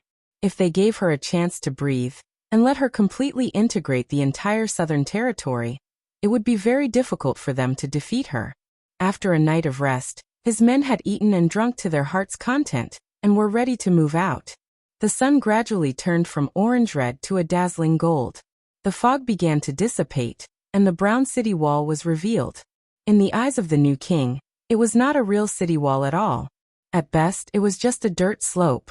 From the bottom of the slope to the top of the slope, there was no need to use any siege ladders. They could directly climb up with their hands and feet. At the top of the slope, there was a circular wooden fence that was as high as a person's height. It could block refugees and robbers, but it could not block heavily armed soldiers. The people standing at the top of the city wall were sparse. It was obvious that they were not ready to defend the city. Your Majesty, the cavalry responsible for watching the south gate reported that they have observed the movement of a large group of people. The cold wind knight ran back to the side of the new king, reined in his horse and reported. Timothy handed the telescope to Duke Fran, and said in a relaxed tone, "It looks like she wants to escape." The latter carefully watched for a moment, nodded. She can make up her mind so quickly, it can be regarded as a decisive choice. Eagle City is not suitable to defend. If she leaves her troops in the city, we will only be able to catch them in one fell swoop. The Duke said this with a smile. As you expected in the war meeting last night, she did not expect us to come so soon. We arrived at the right time, Timothy said. Even if she wanted to escape, she would not be able to move at night. You are right, marching at night is a big taboo. If she really did that, we would not need to take the initiative to attack. Her troops would collapse without a fight. And once the troops are separated at night, there is almost no possibility of them ever gathering again. In this way, even if she managed to escape back to the port of Clearwater, there would only be a dead end. Therefore, my dear sister must wait until daybreak to command the army to retreat. Timothy looked at Eagle City with satisfaction, thinking that everything she had done was not beyond her expectations. Garcia was too greedy for the symbolic status of Eagle City, so she stationed her troops here. Occupying the mansion of the Southern Guardian was indeed easier to conquer the hearts of the Southern nobles, but the benefits were also accompanied by danger. He deliberately sent a fake army to slowly travel, while he himself led the cavalry to the eastern region, without infantry, and used carriages to transport all the rations. After arriving in the eastern region, the Duke would supplement the rest of the troops, and from the other side of the kingdom, they would take a detour to Eagle City. The cavalry would first block the road, reducing the possibility of spies passing on information. It was impossible for the army to leave at once. Garcia should have received the ambiguous news 2 or 3 days ago. And today at dawn they began to retreat, which could be regarded as a hasty move. Retreating from Eagle City to Clear Spring Town would take a day on foot, and no matter what, 2 legs would not be able to outrun 4 legs. As long as he gathered 1,000 knights to catch up with her troops, chasing them down and killing them, her laughable coalition army would naturally collapse. Unfortunately, Garcia still had the possibility of escaping from his hands. If she left her 3,000 troops, and left by herself, it would not be difficult for her to return to the port of Clearwater alive. After all, I have to go to her lair, in order to finally end this farce, he thought. Your Majesty, according to the previous plan, let's act separately, said Duke Fran. Do you want me to attack the city, and then go through the city through the south gate, or do you want to take a detour? If we take a detour, we will have to walk a long way. It would be better for me to go around from the southwest, Timothy thought. The knights' movements are inconvenient in the narrow streets, and Garcia may also block the streets with debris, hindering the passage of the troops. Even if we take a detour, it will not hinder the follow-up pursuit. Then I'll set off, Your Majesty. Be careful, Timothy warned. Garcia will not leave any troops in the city, so I'm sure there will be a lot of traps. In addition, beware of narrow streets and places with a lot of houses. As long as she ambushes a group of soldiers, they will be able to threaten your safety. Ha ha ha, Duke Fran laughed heartily. Please rest assured, Your Majesty, when I followed your father into battle, I have personally beheaded hundreds of people, but I have never been injured. He waved his hand to the guards around him. Sound the horn, attack. The army behind him surged, and several streams of people came out of the formation. Under the leadership of several knights, they marched towards Eagle City. They were the vanguard troops of the freedmen, and behind them were the armored mercenaries, who were also the main force of the siege. The knight brought by the Duke had all been gathered under his command.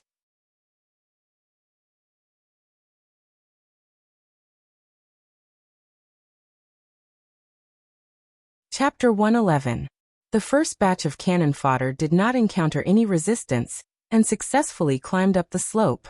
The slope formed an angle, slanting to the sky, blocking their footsteps. The fence was not tightly blocked, but left a gap for a spear to pass through.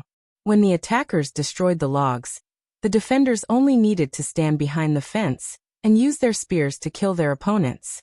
However, to Duke Fran's surprise, the people who were originally standing on the wall had disappeared. The entire periphery was currently in a state of undefended.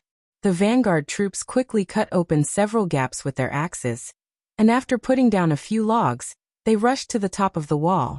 After a while, the wooden gate was also put down. "Let's go." The Duke shook the reins and led the rest of the troops towards the gate. From the beginning of the siege until the gate was put down, less than half an hour had passed. What the hell is Garcia Wimbledon doing?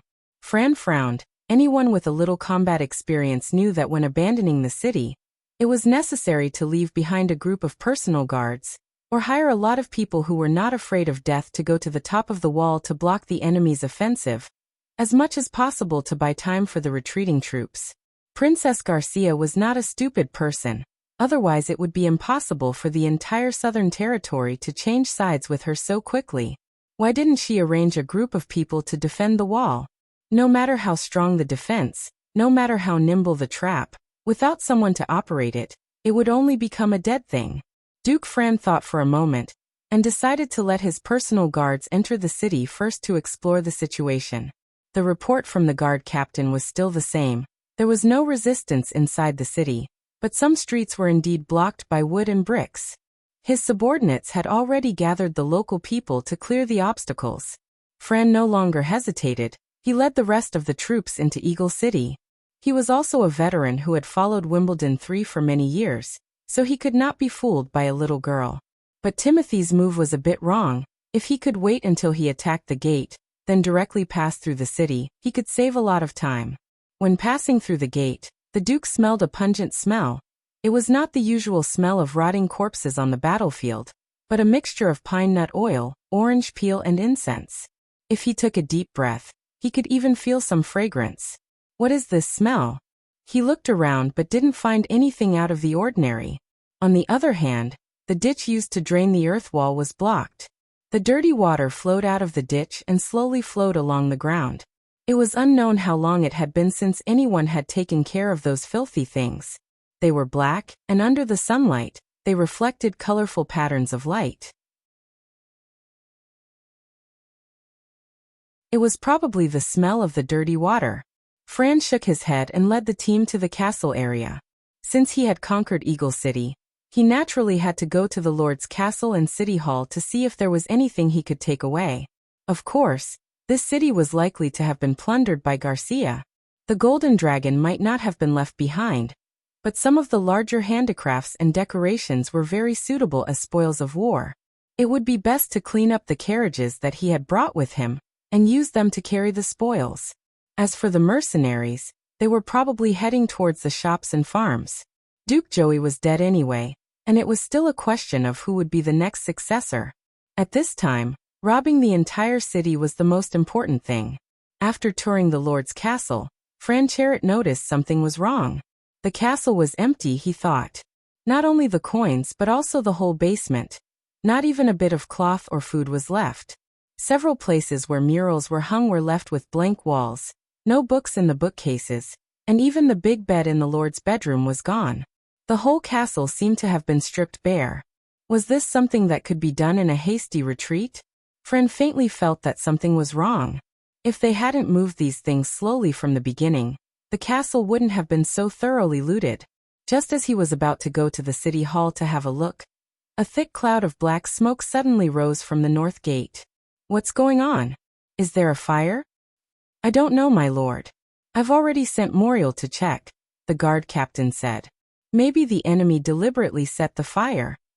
That's right, the Duke's first thought was that it was a trap, but he soon realized that this method of sealing the door with fire was meaningless. First of all, they could bypass the gate and climb out directly from the slope. Even if they just lit a fire, if no one took advantage of the chaos to attack, an organized team could quickly extinguish the source of the fire.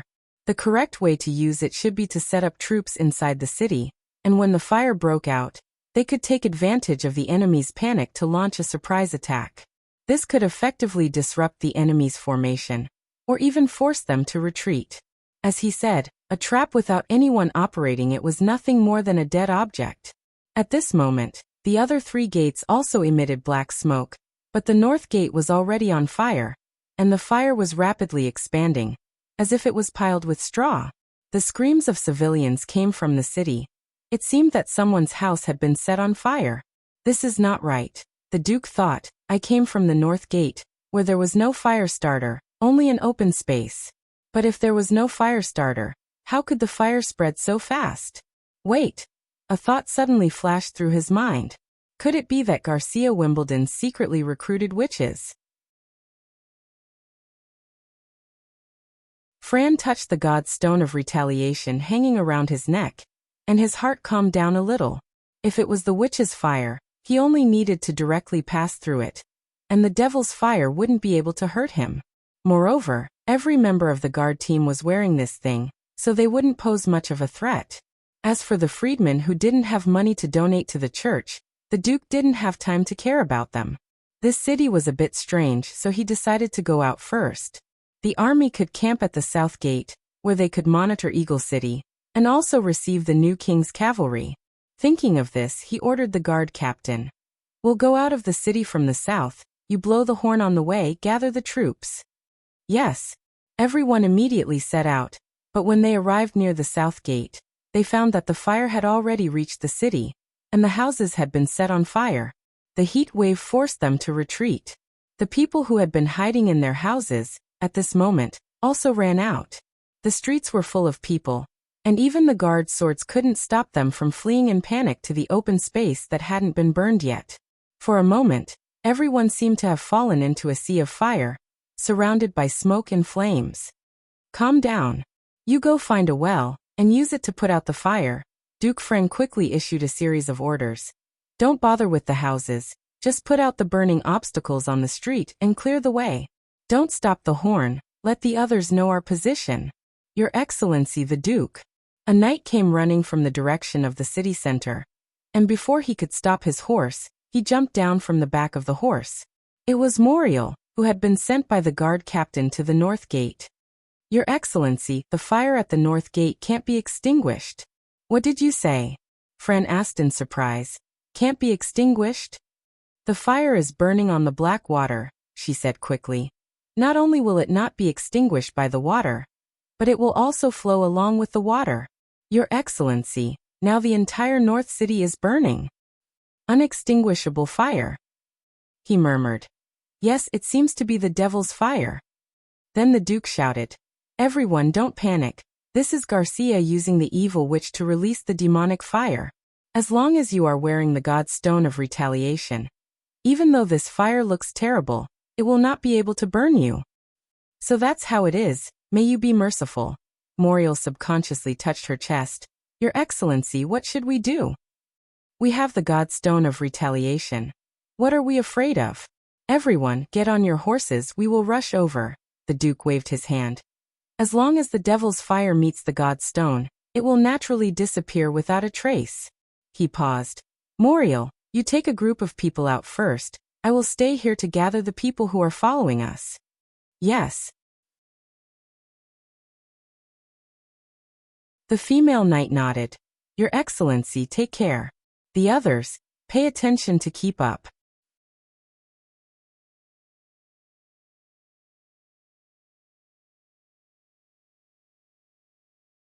Chapter 112. The King's City Knight Regiment was like a sharp silver blade, cutting into the rear of Garcia's team. The crowd suddenly became a mess. Many people fell to the ground in panic, and then were trampled to death by the horses. Occasionally, some people pulled out their weapons to resist, but they were pierced by the skillful knight with their spears. Leading this unstoppable torrent, rushing at the forefront of the sharp blade was the chilly wind knight Naaman Moore. The blue-striped cloak fluttering behind him was particularly eye-catching. Wherever he went, the enemies would avoid him. After a round of killing, the tip of his spear and his sword were stained with blood. Timothy Wimbledon stood on a hillside in the distance, observing the situation of the battlefield. At this time, the tale of the team of 3,000 people was no longer as neat as before. The crowd was getting more and more scattered, and the team's speed almost stopped. They can't hold on for long, Timothy thought. 2 more rounds and his sister's team will collapse. These people have no way to resist the attack of the elite knight of Grey Castle. Most of them don't even have armor. As long as they are hit by a sword, they will completely lose the ability to fight. Almost as he expected, it took an hour to detour around Eagle City, climb over a hill, and then pass through a sparse forest. The knight regiment once again returned to the main road. Then he ordered the whole regiment to speed up, and finally caught up with Garcia's team at noon. Timothy divided the knight regiment into 3 groups according to what the Duke had taught him. Each group had about 300 people, and they would take turns to attack the enemy's flank and rear. In this way, they could conserve their horses, and in case of an emergency, they could also mobilize reinforcements. In order to avoid being surrounded, the knight regiment didn't need to rush into the crowd. They only needed to approach the enemy from the side, accelerate and rush, and then cut off a small part of the enemy's tail, causing dozens of enemy casualties every time. This tactic was obviously effective. After a few rounds, the enemy was killed or injured more than 100 people, but they had no power to fight back. They also wanted to organize a cavalry to fight back, but the equipment and training gap was too big. Compared to the King's City Knight Regiment, the temporarily put-together cavalry was just a group of infantry riding on horses. In a moment, those cavalry, who braced themselves to fight, were killed and fled. This kind of one-sided massacre was a huge blow to morale. Timothy noticed that some of Garcia's troops had begun to break away from the formation and flee in other directions. It was time to launch an all-out attack, he thought. When the Cold Wind Knight returned with his team, he did not order the next round of attack. Instead, he returned to the knight regiment from the hillside. "Your Majesty, they are about to be separated." Naaman wiped the sweat from his forehead. The blood in his palms had left a few marks on his face. It was the blood of the enemies. He had been fighting for so long and was still unscathed. Timothy took out his own handkerchief and handed it to him. "Well done. After a short rest, we will give the enemy the final blow." Seeing that the next round of Broken Tail charge had yet to arrive, Garcia's men realized that the decisive battle was about to begin. The huge team completely stopped moving forward and slowly gathered until they were all huddled together. The people at the outermost layer raised their wooden spears. Timothy snorted disdainfully. This was nothing more than a deathbed struggle. Without a barricade or armor, trying to stop the charge of the kingdom's knight company with just their bodies of flesh and blood would only result in a crushing defeat. Regardless of whether his third sister was still in the team or not, it would not change the outcome. Perhaps she had already changed her clothes and left, leaving this group of people to stall for time. But he soon found that he was wrong. The Queen of Clearwater's flag was once again raised in the crowd. The green flag fluttered in the wind. The sailboat and the crown pattern made Timothy frown. He raised his telescope and looked at the enemy's formation. He saw a vague figure of a woman standing on the platform set up by several warriors. She raised her hand and seemed to be shouting something. He could not see her face clearly, but the fluttering gray hair revealed her identity: Garcia Wimbledon. Unexpectedly, she did not run. Timothy took a deep breath. Very good. In this way, the farce will end here early. He would not have to go to the port of Clearwater again. When the horses were fully rested, the new king issued the order for the whole army to attack. The knight and his retinue, composed of more than 800 cavalry, under the leadership of the king's knight regiment, launched a charge against the enemy. The tip of the sword of the knight regiment was still the Cold Wind Knight, Naaman Moore. Just as the knight regiment was about to enter the enemy's formation, a large number of people suddenly appeared on the horizon on both the east and west sides. They issued a burst of strange cries and rushed all the way to the center of the battlefield. Timothy could not believe it and stared with wide eyes. Who were these people? There was no flag, no family emblem. The sudden appearance of this army was different from any of the forces in the kingdom. Through the telescope, most of them did not even have armor, and their weapons were also varied. However, in Timothy's knowledge, there was only one kind of people who had a tall and strong figure and a strange face. the Sand Nation of the southernmost region. He no longer needed to guess whether the other side was an enemy or a friend. There was no doubt that Garcia and the Sand Nation had reached some kind of deal, allowing this group of damned foreigners to intervene in the Grey Castle royal power. Thinking of this, Timothy was burning with anger. He turned around and shouted, "Sound the horn, call back the Knight Regiment." But it was already too late. The high-speed charging army simply could not easily turn around. The Knight Regiment plunged into Garcia's formation, and like a hot knife cutting through butter, they directly pierced the position of the Queen of Clearwater. Timothy eagerly looked at the flag that was fluttering in the wind, hoping that it would break. The Sand Nation attacking from both sides were about 1,000 people, so Garcia's army would swell to 5,000 people, which was a number that he couldn't handle. Moreover, the Sand Nation's people were very strong. Falling into close combat would be a great threat to the Knight Regiment. If at this time he could kill the enemy's leader, cut off the flagpole, and destroy Garcia's militia regiment, he still had a chance to win. However, the flagpole swayed a bit, but still stood tall in the middle of the formation. The Sand Nation completed the encirclement, and followed the Knight Regiment to join the battle. If not for this batch of reinforcements, Garcia's 3,000 outlaws should have already been defeated, but at this moment, they were still persisting, like a swamp, slowly dragging the Knight Regiment into it. The horn of retreat resounded through the battlefield, one after another. The Knight Regiment rushed out and approached Timothy, but there were still many people trapped in the enemy's formation, including the Cold Wind Knight. He was entangled by a 9-feet-tall foreign warrior, and was already gasping for breath. The other side waved a giant wooden stick, creating a small empty space around the two of them. Naaman's mount had already been smashed to death. He relied on his extraordinary reaction and agility to dodge left and right, but the thick armor quickly consumed his remaining strength. Finally, when he dodged sideways, he lost his footing, and was hit in the chest by a sweeping wooden stick. The strength was so great that the armor sank into his body, and the wooden stick broke into two. The blue cloak slowly fell, and disappeared into the crowd. You're tuning into the Li Mei's Wuxia Whispers YouTube channel. We're so grateful for your support, and don't forget to subscribe to join us on this incredible journey through captivating stories. Your generosity through donations truly makes a world of difference, as it's the primary source of revenue that allows me to expand and enhance this channel for you. Thank you from the bottom of my heart for being a part of this adventure.